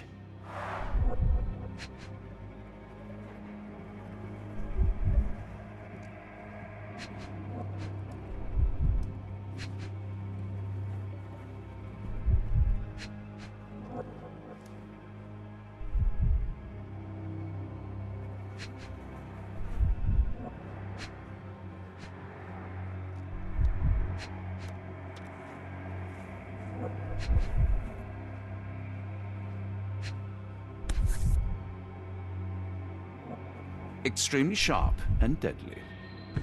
A wound like this could only be dealt by a man of incredible strength. And cruelty.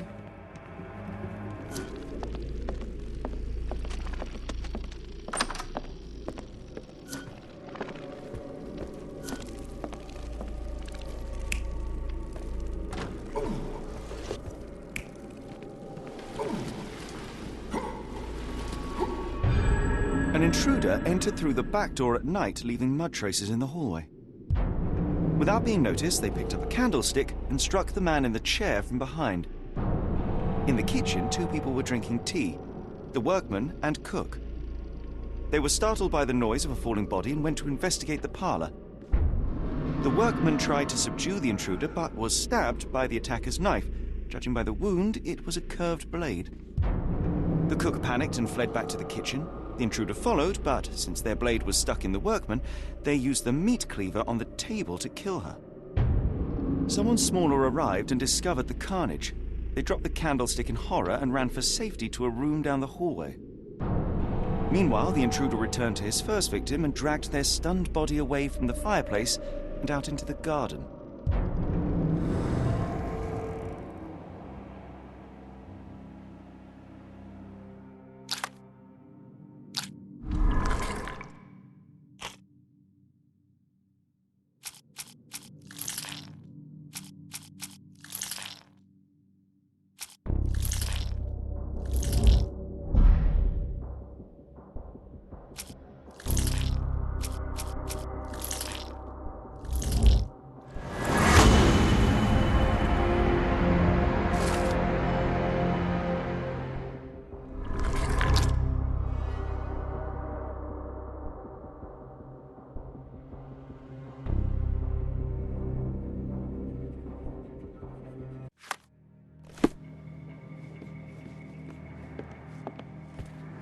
Davey, please open the door.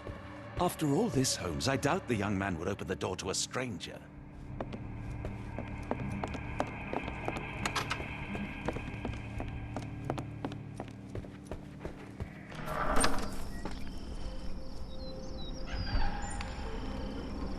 Dear God! Watson, quick! Get her down.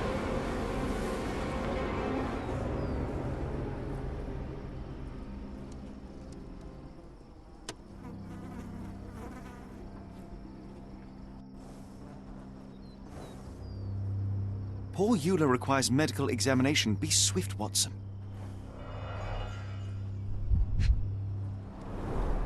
Ligature marks on her neck. There'll be a bruise, but she should be okay.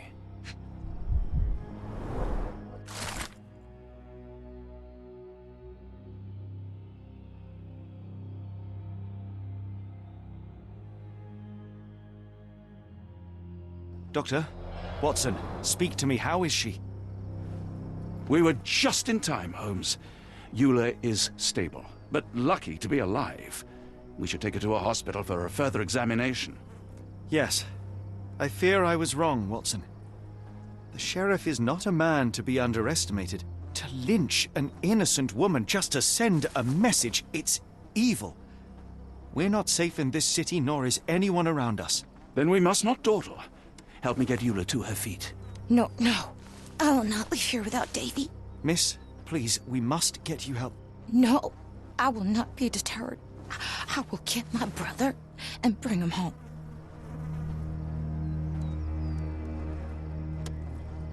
If my deductions are correct, Davey lies behind this door. He ought to be unhurt, but is no doubt shaken.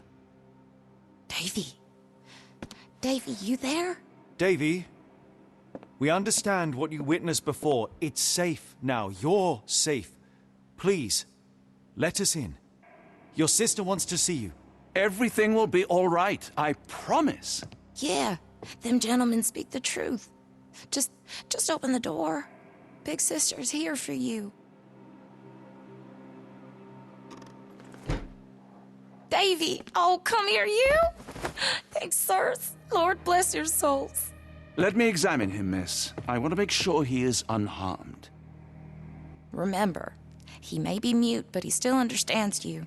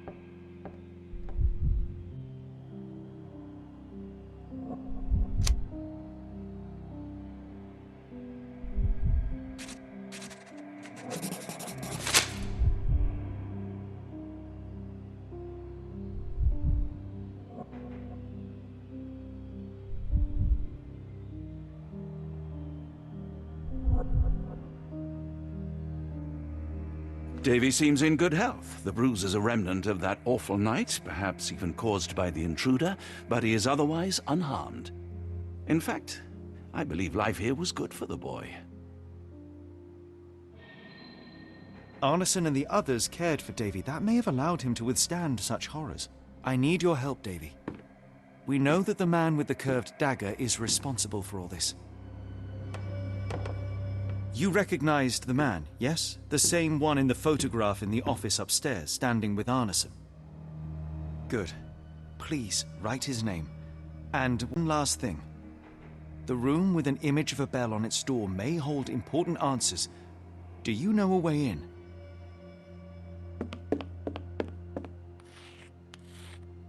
Yes. I think I've got it. You have been very helpful, Davey.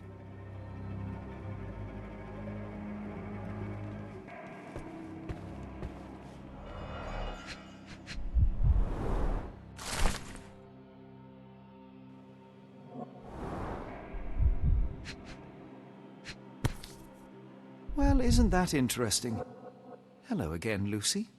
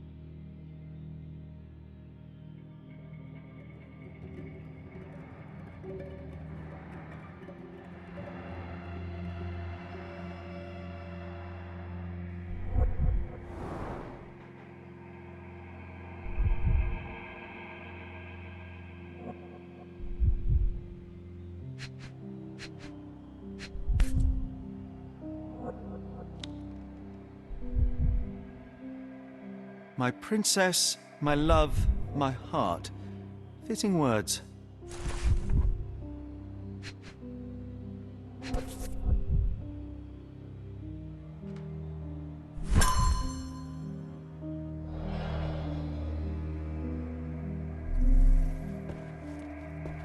It's almost a piece of art.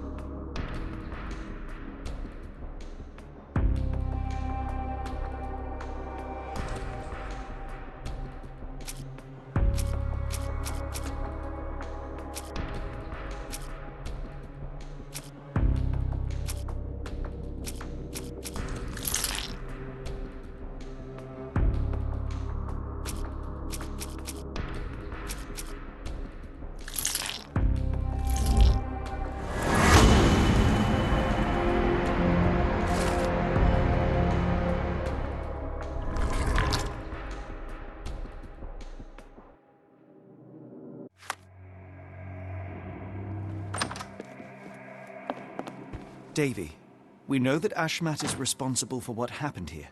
We must catch him and hold him accountable. I know that you are scared, but you are also the only one who can help us. I believe Mr. Arneson showed you a cryptic telegram that was sent to Ashmat. You are an impressive boy with a phenomenal memory. Can you tell us the contents of that message?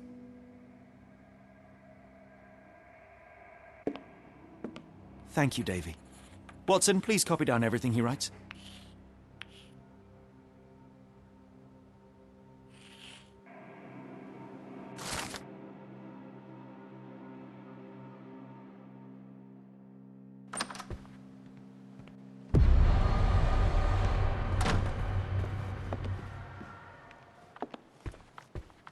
Oh, Davey.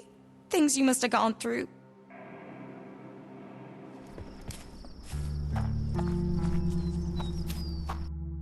Got a spot in mind. New Orleans port, and quickly. Innocents slaughtered, a woman lynched, a boy forever traumatized. I fear we've crossed the Rubicon, Holmes. Davey is resilient, much like Eula. They will overcome this. You're right, but I worry this portends far worse for us. What have we got ourselves into, Holmes? Johnny boy. So how was it with Champagne? Most enlightening, thank you. And now my friend Mr. Holmes would like to talk to you too. Well, ain't you something? What can I do for you? I'm afraid I bring bad tidings. How bad? It concerns your significant other, Arneson. Arneson? Now, who said we were lovebirds? Lucy, we only mean to help. No word of the matter shall spread. What are you implying?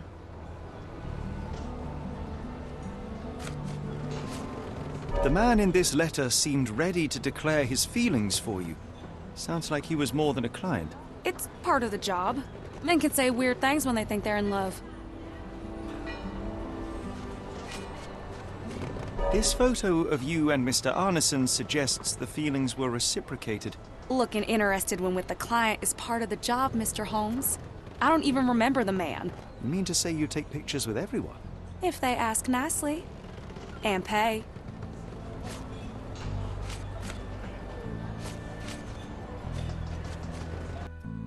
Arneson definitely paid for a ring in your size inscribed, "My princess, my love, my heart." It is for you. Arneson was going to propose marriage. The facts are clear. You know Mr. Arneson and perhaps even love him back. Regardless, he has been abducted. His life is hanging in the balance. Please, help me save him. Oh my Errol! What have you gotten yourself into? I didn't want to believe this could happen. Lucy! What do you know? Could it have been the sheriff? I don't know, John. This town has darkness in it. Errol and me, we had plans, dreams. We wanted to make this place better for all the folk who live here. Errol had grown suspicious of Ashmat, thought he was acting odd. He brought up the Bayou. I told him to leave it all alone. The water's there. They swallow everyone. You mean the alligators? No. It's local legend. The Bayou's dangerous. Any visitor that sees death's messengers, they die. These messengers, are they abstract or a landmark? They're white lilies. You see a path with them flowers, you turn around. All right, Watson. We must find someone to take us to the Bayou. Lucy, you have our thanks. We will go and look for Arneson.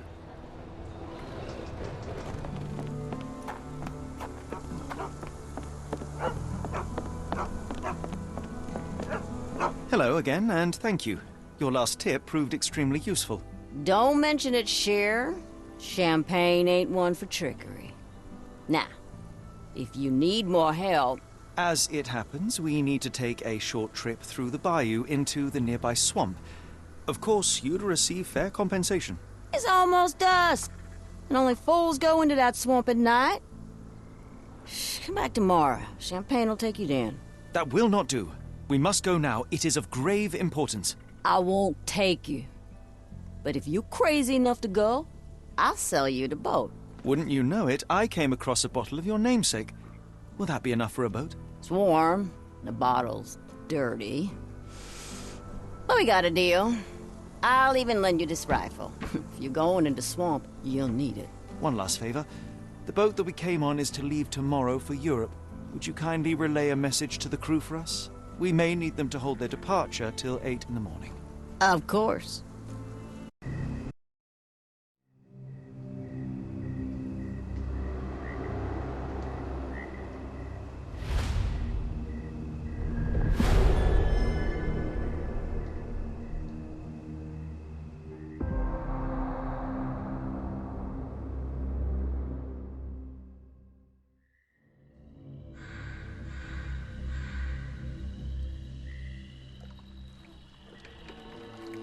At least in Afghanistan, we had nippy nights. It makes one yearn for rainy London. This place, Champagne, did not mince words about it. Keep your wits about you, Watson. We are inching closer to the heart of this mystery, however dark it may be. Hell's bells! I told you to stay away, Doctor. That he did, Holmes. I rule these parts. No hiding from me here.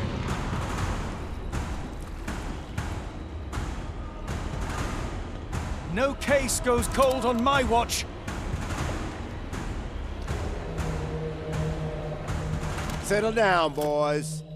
Our friends are as good as gone. This is it, Watson. Our moment of truth. Holmes, do you believe the sheriff? That we won't escape? One cannot be hurt by superstition, Watson. That pier looks promising. Over there, Watson. We're approaching the heart of darkness.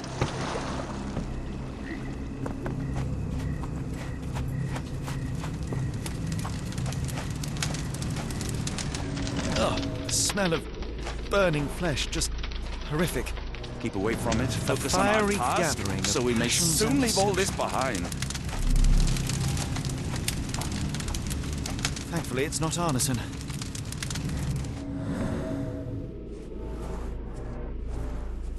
Blood was poured over someone, leaving a gruesome silhouette.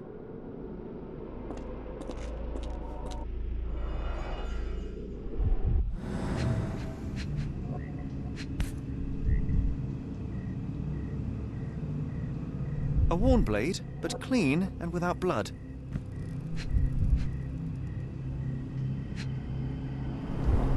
Bowls filled with blood.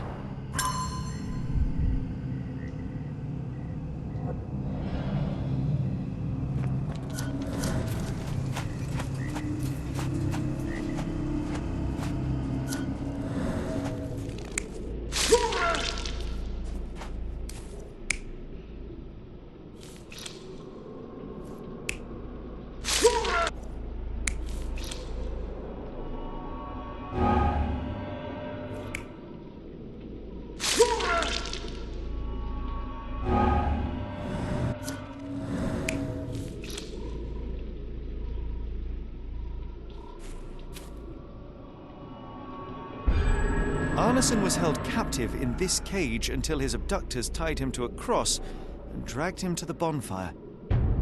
Arneson was left hanging here for a while before being freed and led to the altar. At the altar, Arneson's captors performed a ritual on him and poured blood over his head. With Arneson now prepared, he was escorted to the sealed entrance. They used the mechanism with an indentation to open the passage.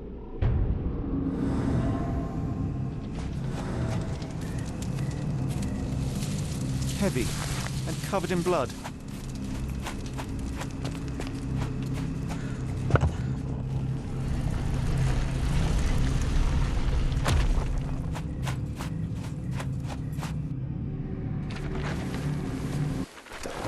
Something is wrong with my lantern.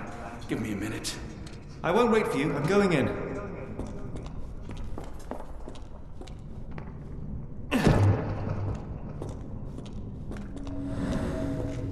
Woe betide those who take it.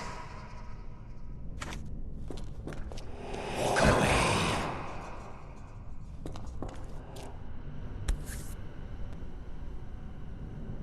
That's human skin, and still warm. What's happening?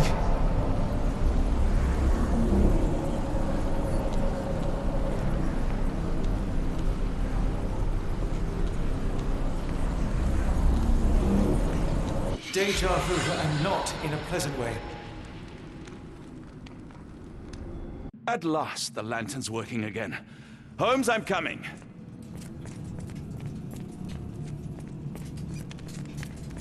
Holmes, what are you doing? Sitting in a place like this? How did you get here? How did you get through the maze? Tell me, Watson. What maze? I walked straight up to you. You saw me. Do not lie to me, John. How did you get out? Sherlock, what happened?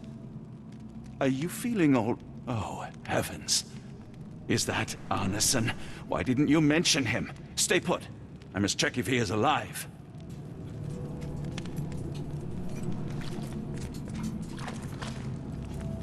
The unknown, beckoning, great one, lightning! I should examine him before he has another seizure.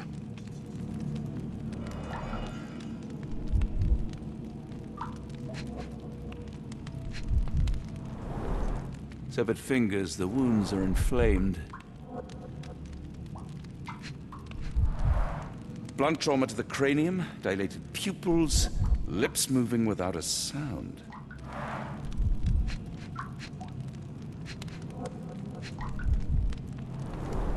Pulse is racing, 110 beats a minute.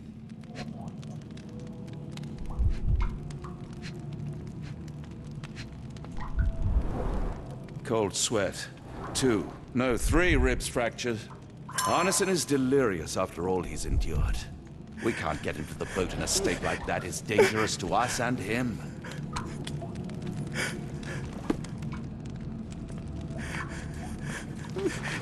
Please tell me there are no eels inside, Arneson.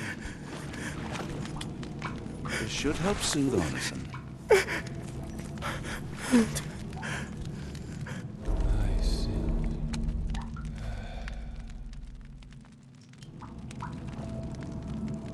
I need some fresh air.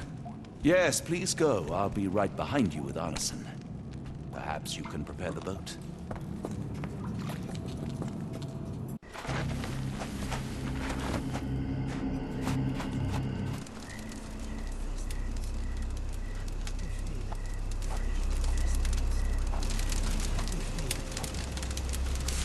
Me festering soul and let me feel. Free me festering soul and let me feel. Eyes without purpose and now see the truth. Tear me mind from me flesh, score me festering soul. Phantoms of nothing, we are born to die, filth in the eyes of our eldritch lord. Free my festering soul and let me feel. Oh, please, I wish to return. Free me, let me return. Free me and rejoice. Eyes without purpose, I now see the truth. Tear my mind from my flesh. Holmes, are you all right? Here, let me help. I'm fine. Holmes? Sherlock! What the hell were you doing? He almost killed you. I don't... You're right. Let's go, Watson.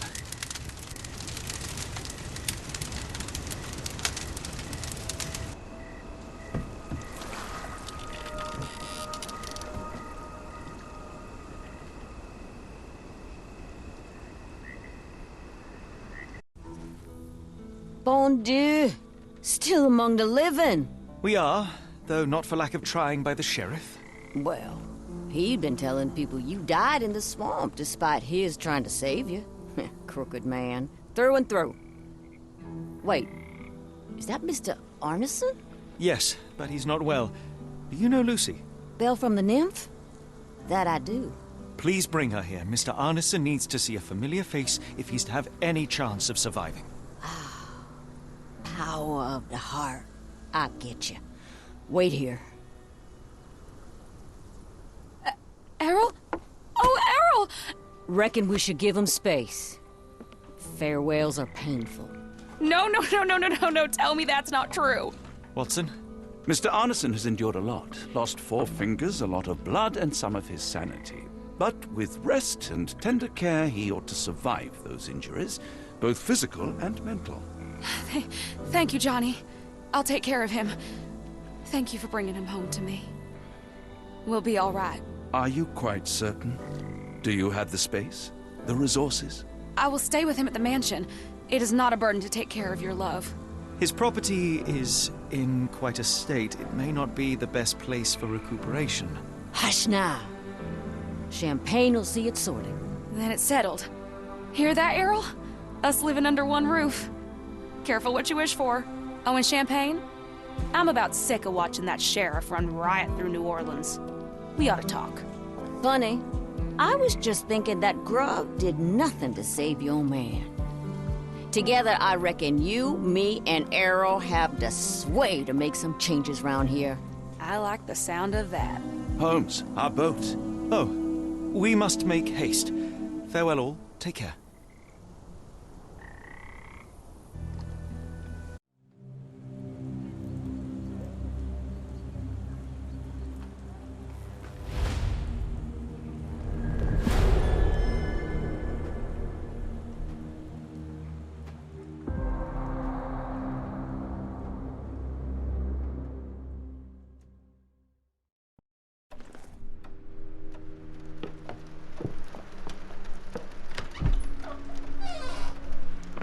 Who's there?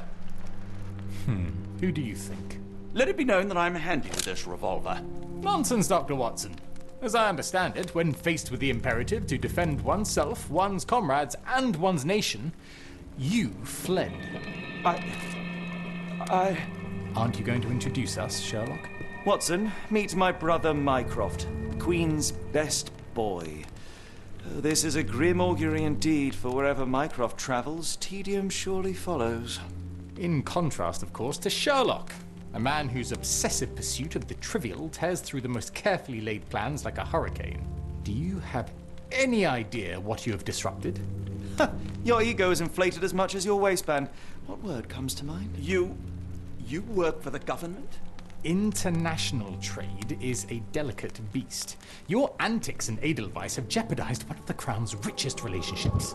Oh dear. As rich as all the butter you've been slathering on your bread? We need your help. What?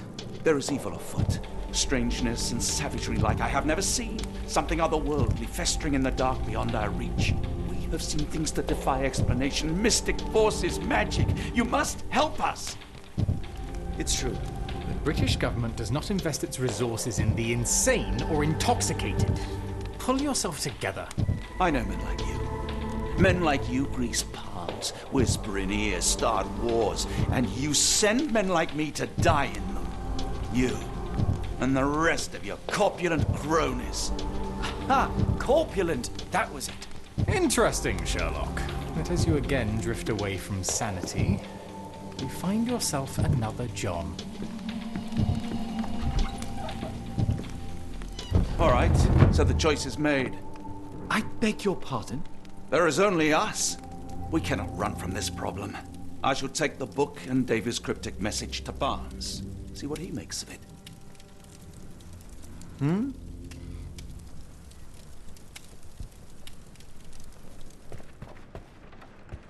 It has been a while, Barnes. Dr. Watson. Indeed it has, and good to see you as always. How can I help? Someone is full of pep. Oh, yes. Mr. Holmes, he was quite the inspiration.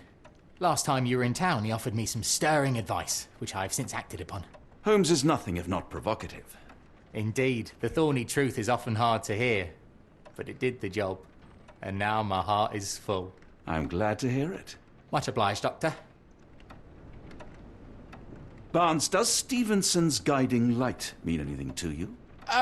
Well, my mind first goes to Robert Louis Stevenson, an up-and-coming author. I've been following his work in the periodicals. Interesting man. I take it his literary pursuits are somewhat of a deviation from the family business. What makes you say that? He wrote a poem.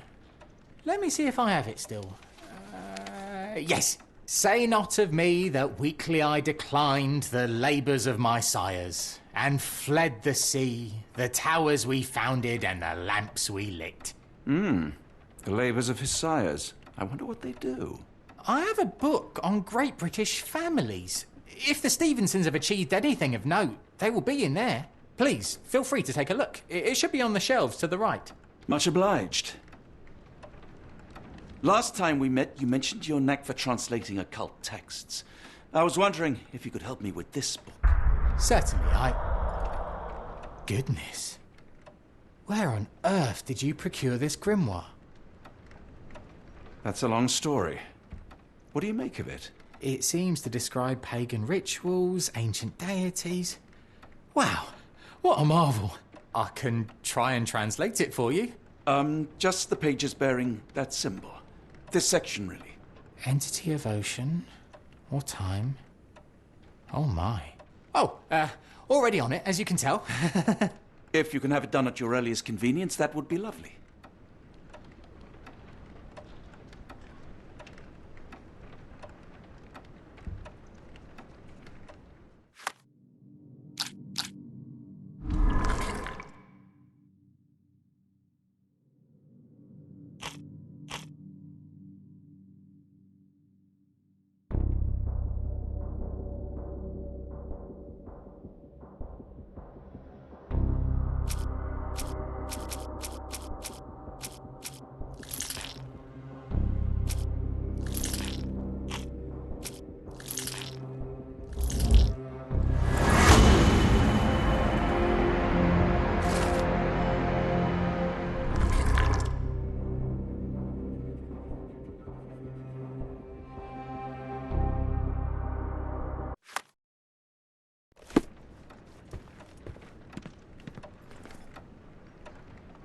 Say, do you possess coastal maps of Scotland? Indeed. Have you figured out what the Stevensons are known for? Feats of lighthouse engineering. You have my thanks for the book. My pleasure, Doctor. Do you need any particular part of the coast? Loch Harbour, West Coast. Right then. I'll unroll it on the desk. All yours. In the meantime, I will attend to my translation. Much appreciated.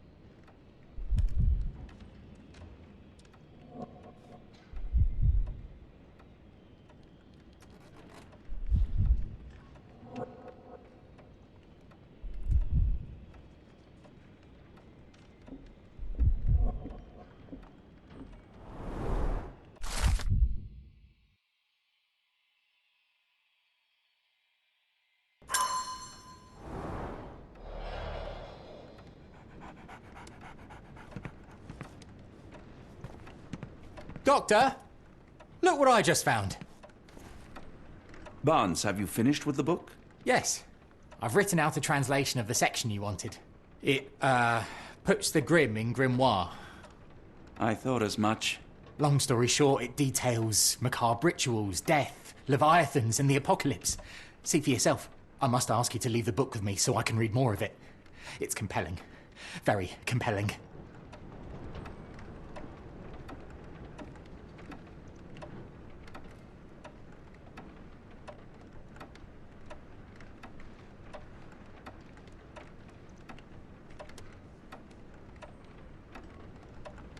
You have been of great help, so yes. Excellent. I could barely put it down. Farewell.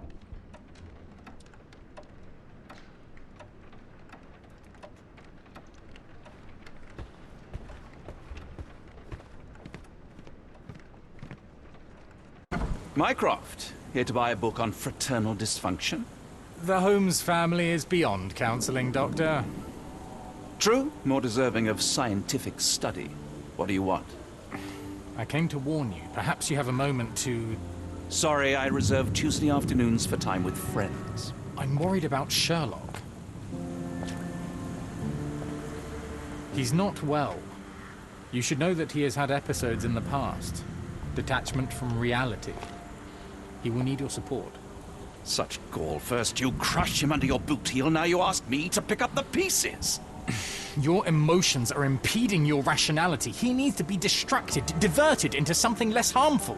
Surely you jest. Only one thing shall truly bring him peace of mind, and that is solving his case. The last case he pursued so doggedly was Cordona. He came home a wreck, and this time I fear he may not return at all. You are not his father, Mycroft. Not anymore. He is a grown man, a brilliant man. I know you care for him. I just wish you also respected him. The Crown cannot help you. But I can. Give him this. What is it? A confidential note tied to his case. He may see value in it. Just do not tell him it came from me. Oh, speaking of the Crown, perhaps you can help us with another matter? It requires some local knowledge. I'm all ears. For your eyes only. Here is a folder with all the details.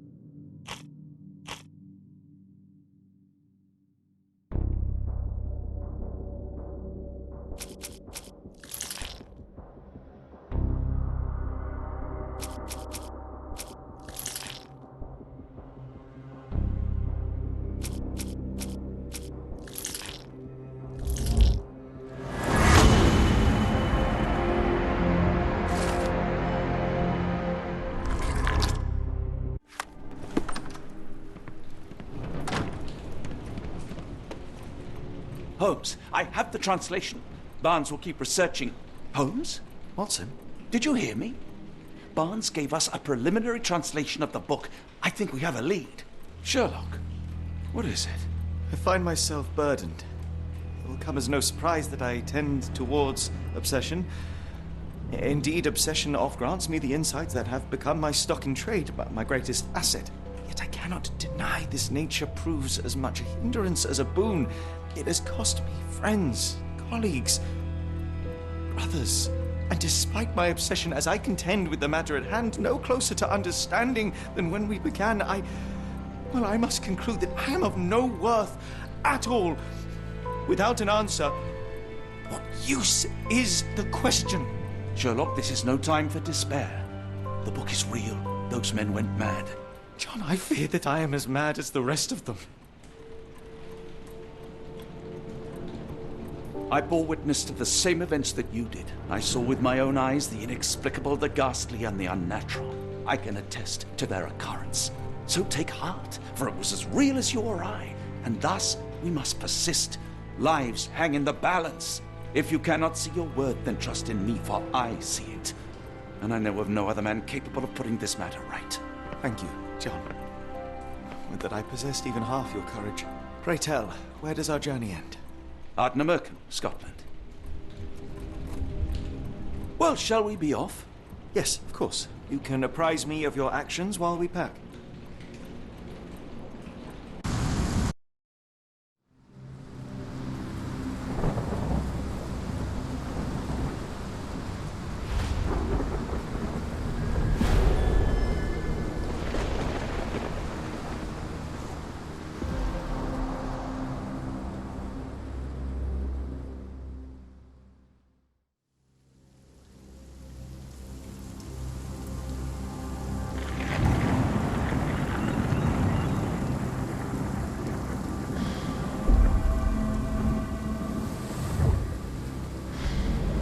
Holmes, if we don't make land soon, I fear we will join those missing souls.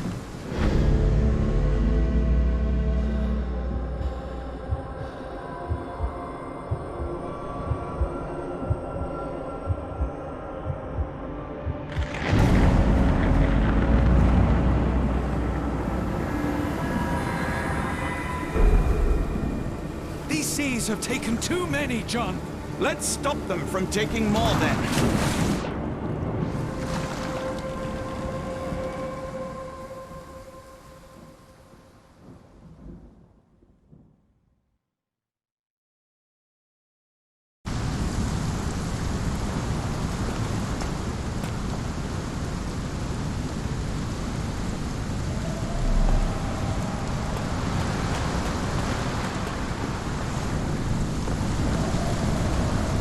Where did the shirt come from? Holmes, look. There's a body here. Not just any body, it's Ashmat. The body is still soft to the touch. He died recently. Scratches, bruises, and stabs, all self-inflicted. Oh, his eyes are gouged out. The infamous curved dagger. It's tied firmly to his hand.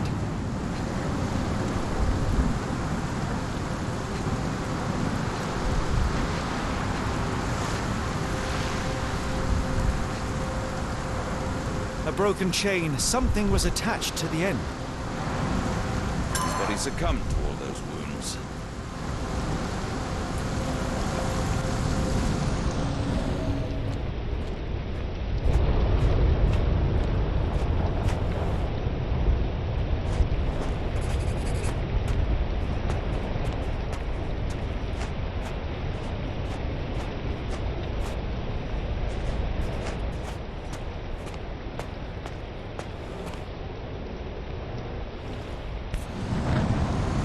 Scratches. This medallion saw frequent use. Interesting occult pattern. What drove him to this dreadful act? I fear we are about to see for ourselves.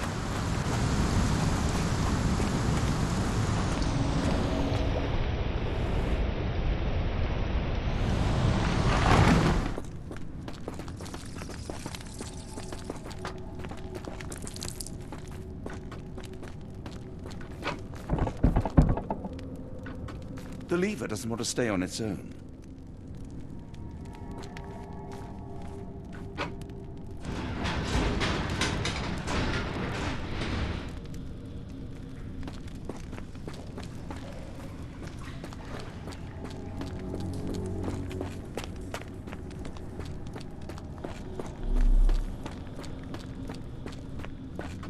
Holmes, watch out! My lever went back up!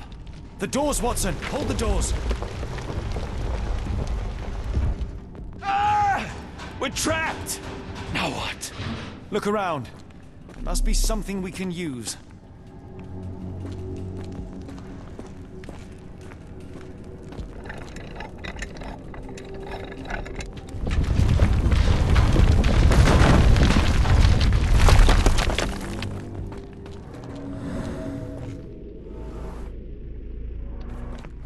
Those holes seem to have a purpose, but I won't risk my arm to find out what.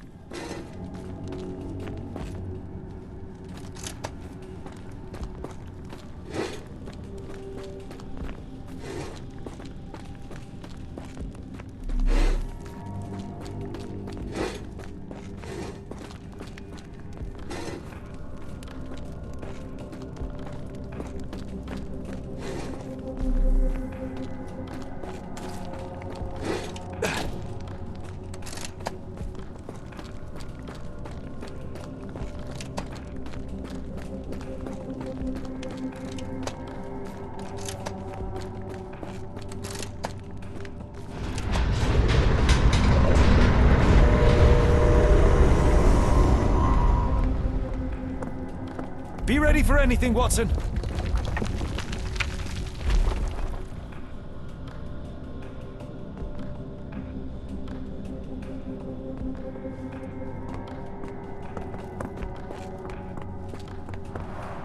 It's all right, Watson. It's merely a chest with coins and a dagger, made of obsidian by the looks of it.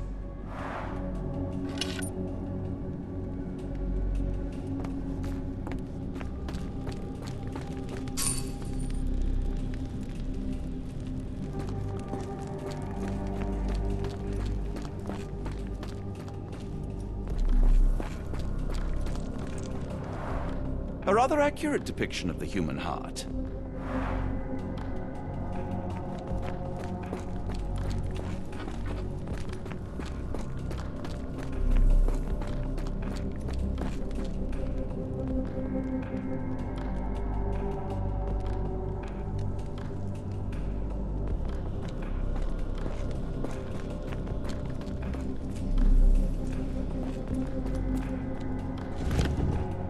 It's ancient, though still working. Use these with care. Let us be the first adventurers to raid a tomb without destroying it.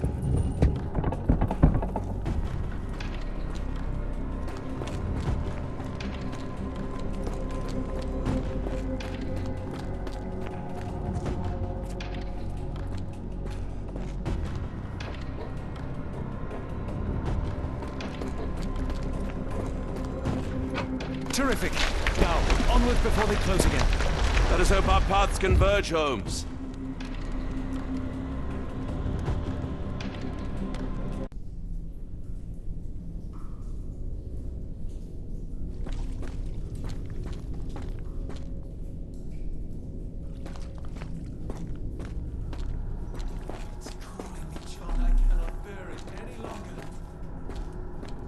Is that you, Holmes?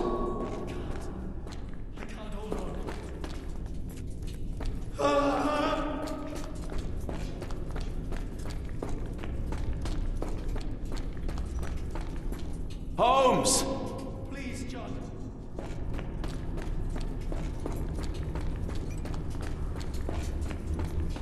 Holmes! Speak up! Help me.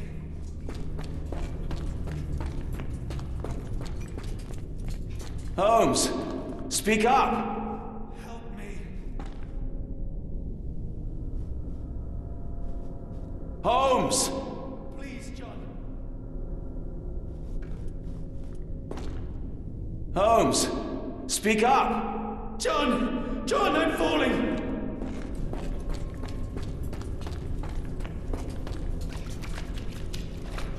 Keep talking! Watson!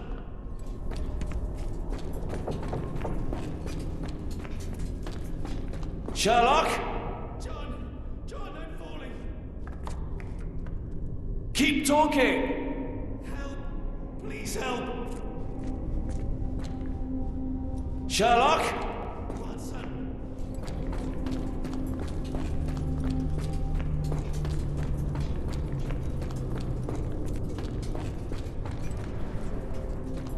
Where are you? Please!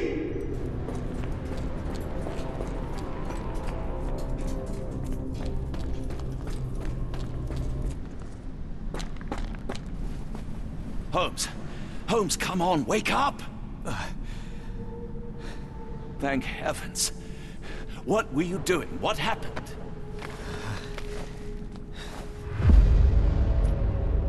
The whirlwind.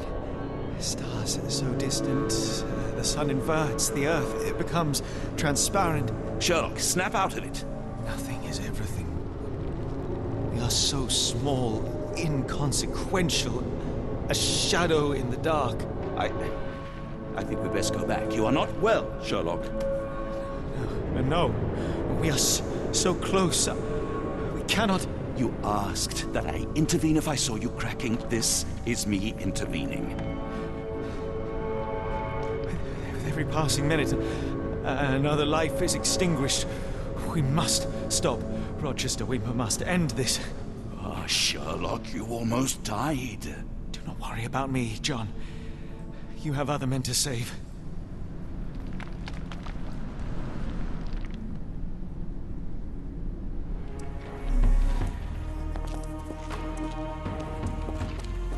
Careful, Holmes.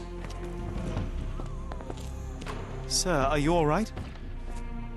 No response.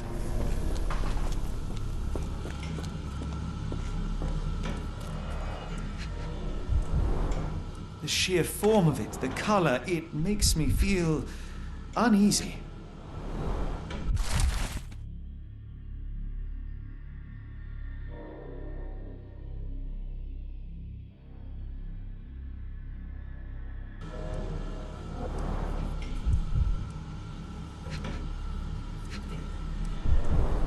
Black, metallic, and with a characteristic hue. Obsidian yet again.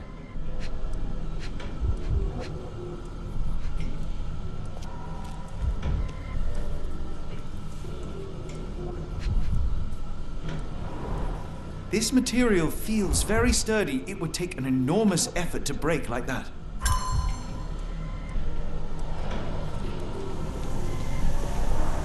The base appears to rotate. Hands off, Holmes. We have no idea of its purpose.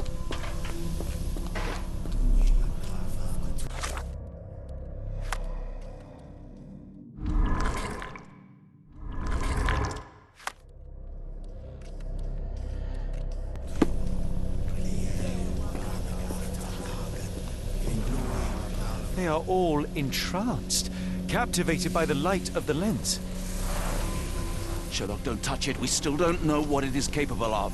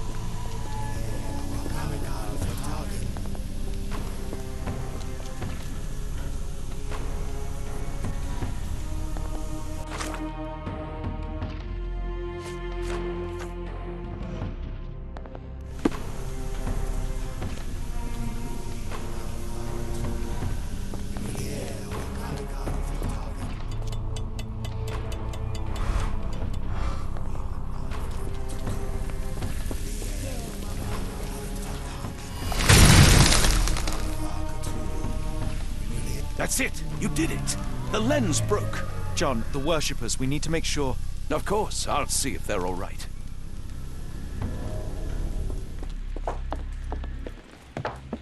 Stop there, shipmates! A storm awakens and we've battened down the hatches. Dirty Summers, I presume. Nice to put a filthy, sweat-covered face to a name. That's no way to speak to a captain. Sherlock, get down!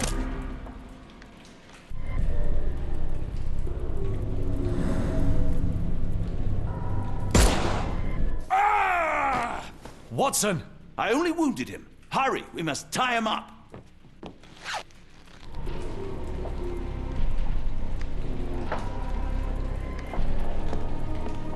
You are fools.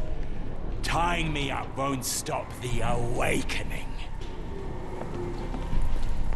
I thought that I'd seen horrors during the war, but this is complete madness. They made sure no one could enter through the main door.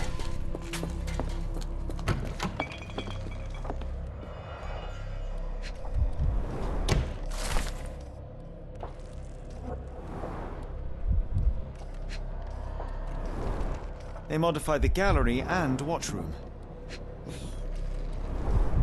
Khalid lenses are placed inside the lantern room.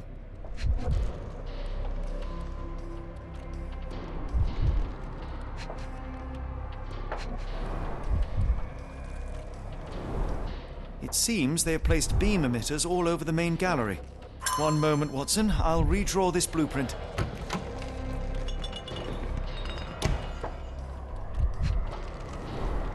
I know this company.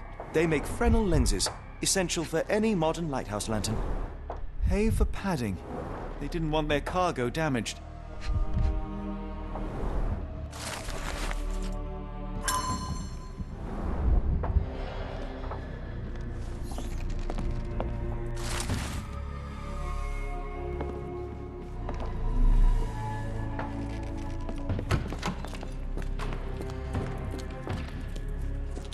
Hold on. We need a plan.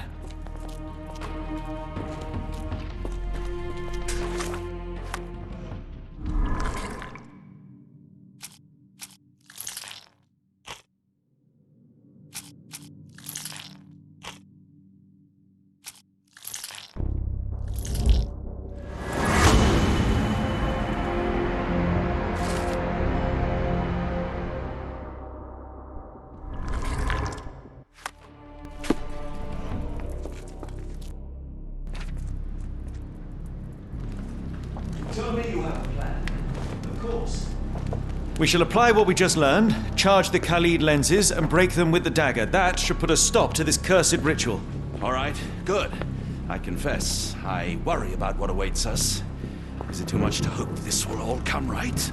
If our future is black, it is better surely to face it like a man than to attempt to brighten it by mere will-o'-the-wisps of the imagination. Come on. We'll go together.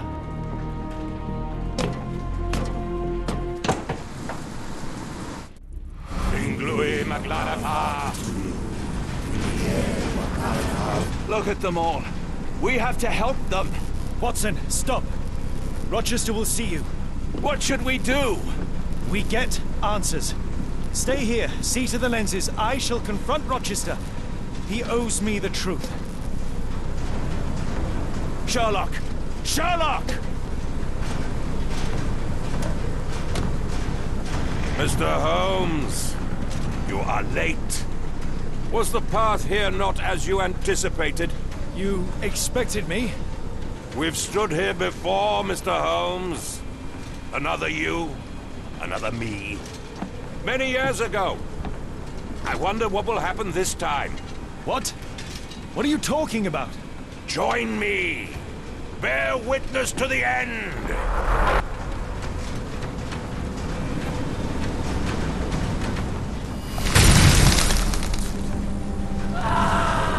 You cannot bear witness to anything, Lord Rochester. You are blind. Oh, how could you? It is what I do. No.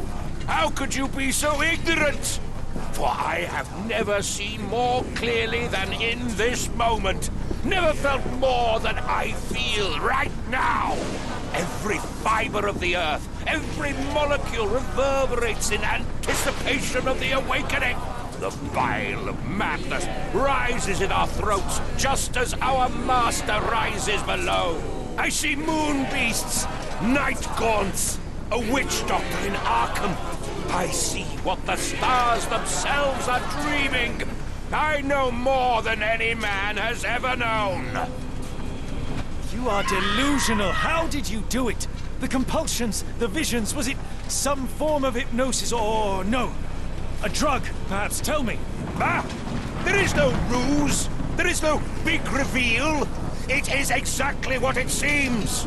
You still fight so desperately against this truth, but you feel it too. Yes? Yes? You are mad. You have mistaken hallucinations for reality. Are you really want to talk, Mr. Holmes? Speak truthfully now. In the port, in the swamp, what did you see?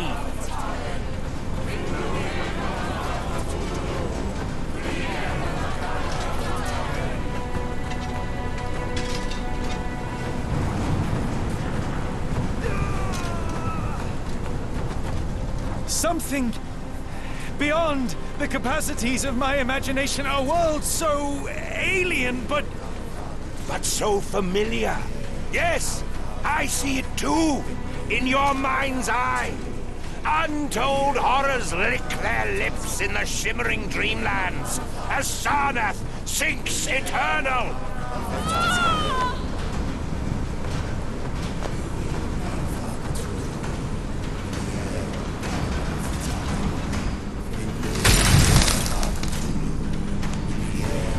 But what is the point? What are you hoping to achieve with all this slaughter? Do these people deserve such suffering?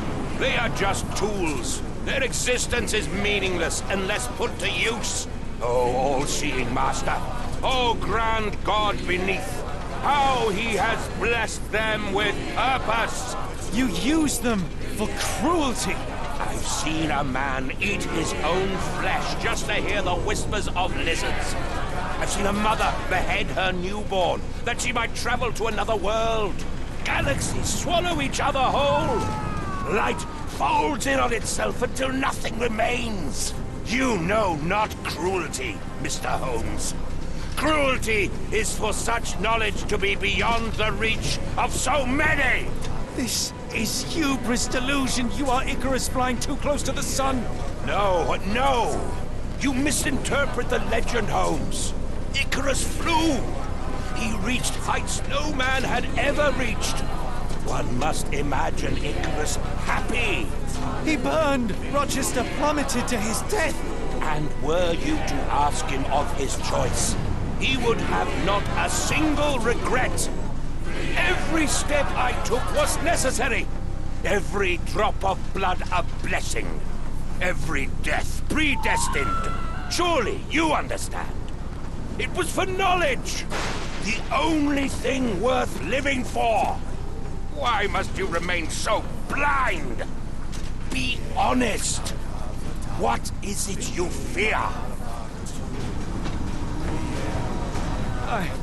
I'm afraid that it will cost me my sanity, much as it has cost you yours. There is no such thing as sanity. There is only the world as it is, and one's willingness to accept it.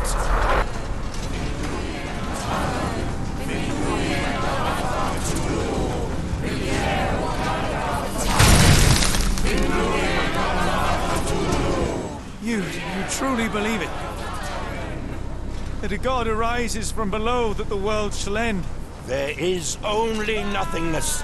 Only chaos and torture and endless time, stretching its wings, baring its teeth. It's preposterous. It's nonsense. It's... You've drugged me.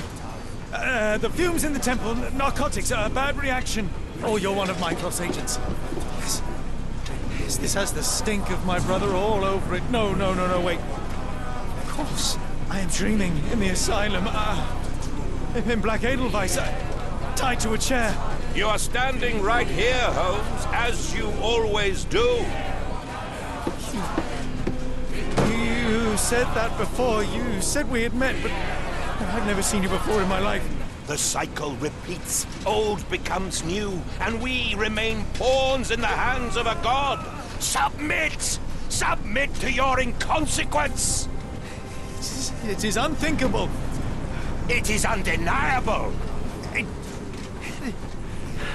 I cannot. When you have eliminated all which is impossible, then whatever remains, however improbable, must be the truth. Now, Holmes! Now is the moment! You know it in your heart! Say it! Say it! It's real. All of it, it's real.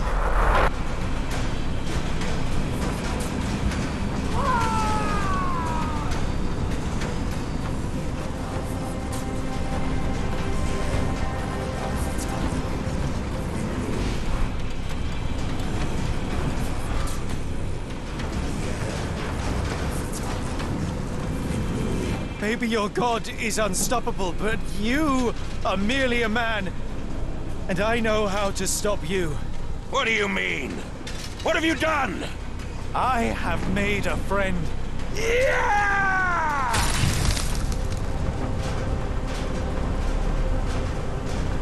No! Curse you! Oh, Great One, forgive me! It is over, Rochester. I thought this time would be different. But the gods laugh at man's arrogance.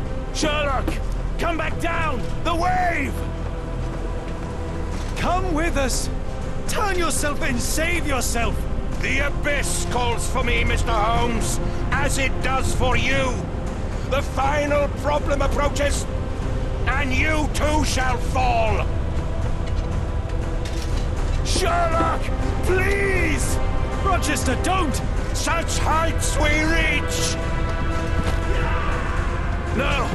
God! Sherlock, we must get inside! I have to see it, John. I have to know.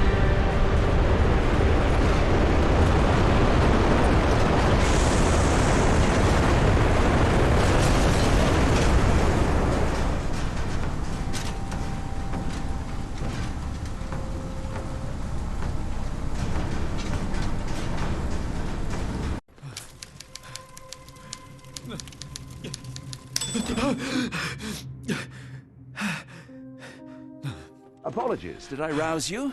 I could relocate to the study, but I wanted to be at hand should you need me. No. The sound of your keys. It is my tether back to the waking world. I find writing of our adventure helps me too. Perhaps at some point you could read it and tell me if it accords with your memory. There are moments in our journey that only you were privy to. Your encounter with Gygax, your visions with Light of the Abyss, your confrontation with Rochester. No. Pardon me? Do not publish it. It would be professional suicide. You would be a laughingstock, a fabulist, concocting penny dreadfuls for the unwashed masses. And I would no longer attract a distinguished clientele, but madmen convinced I could connect them to their deceased relatives or help them capture a fairy. Ah. It doesn't seem to get any better, does it? When I close my eyes, John, I am falling. Falling into a black abyss.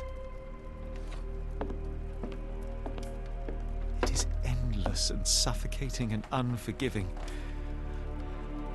I would give for a dreamless night. It's going to be all right, Sherlock. What is that? It will help you rest. No, not that. No.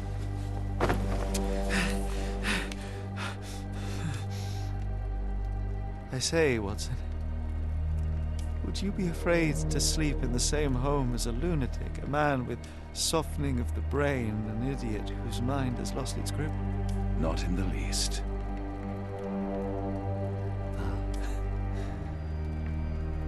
That's lucky.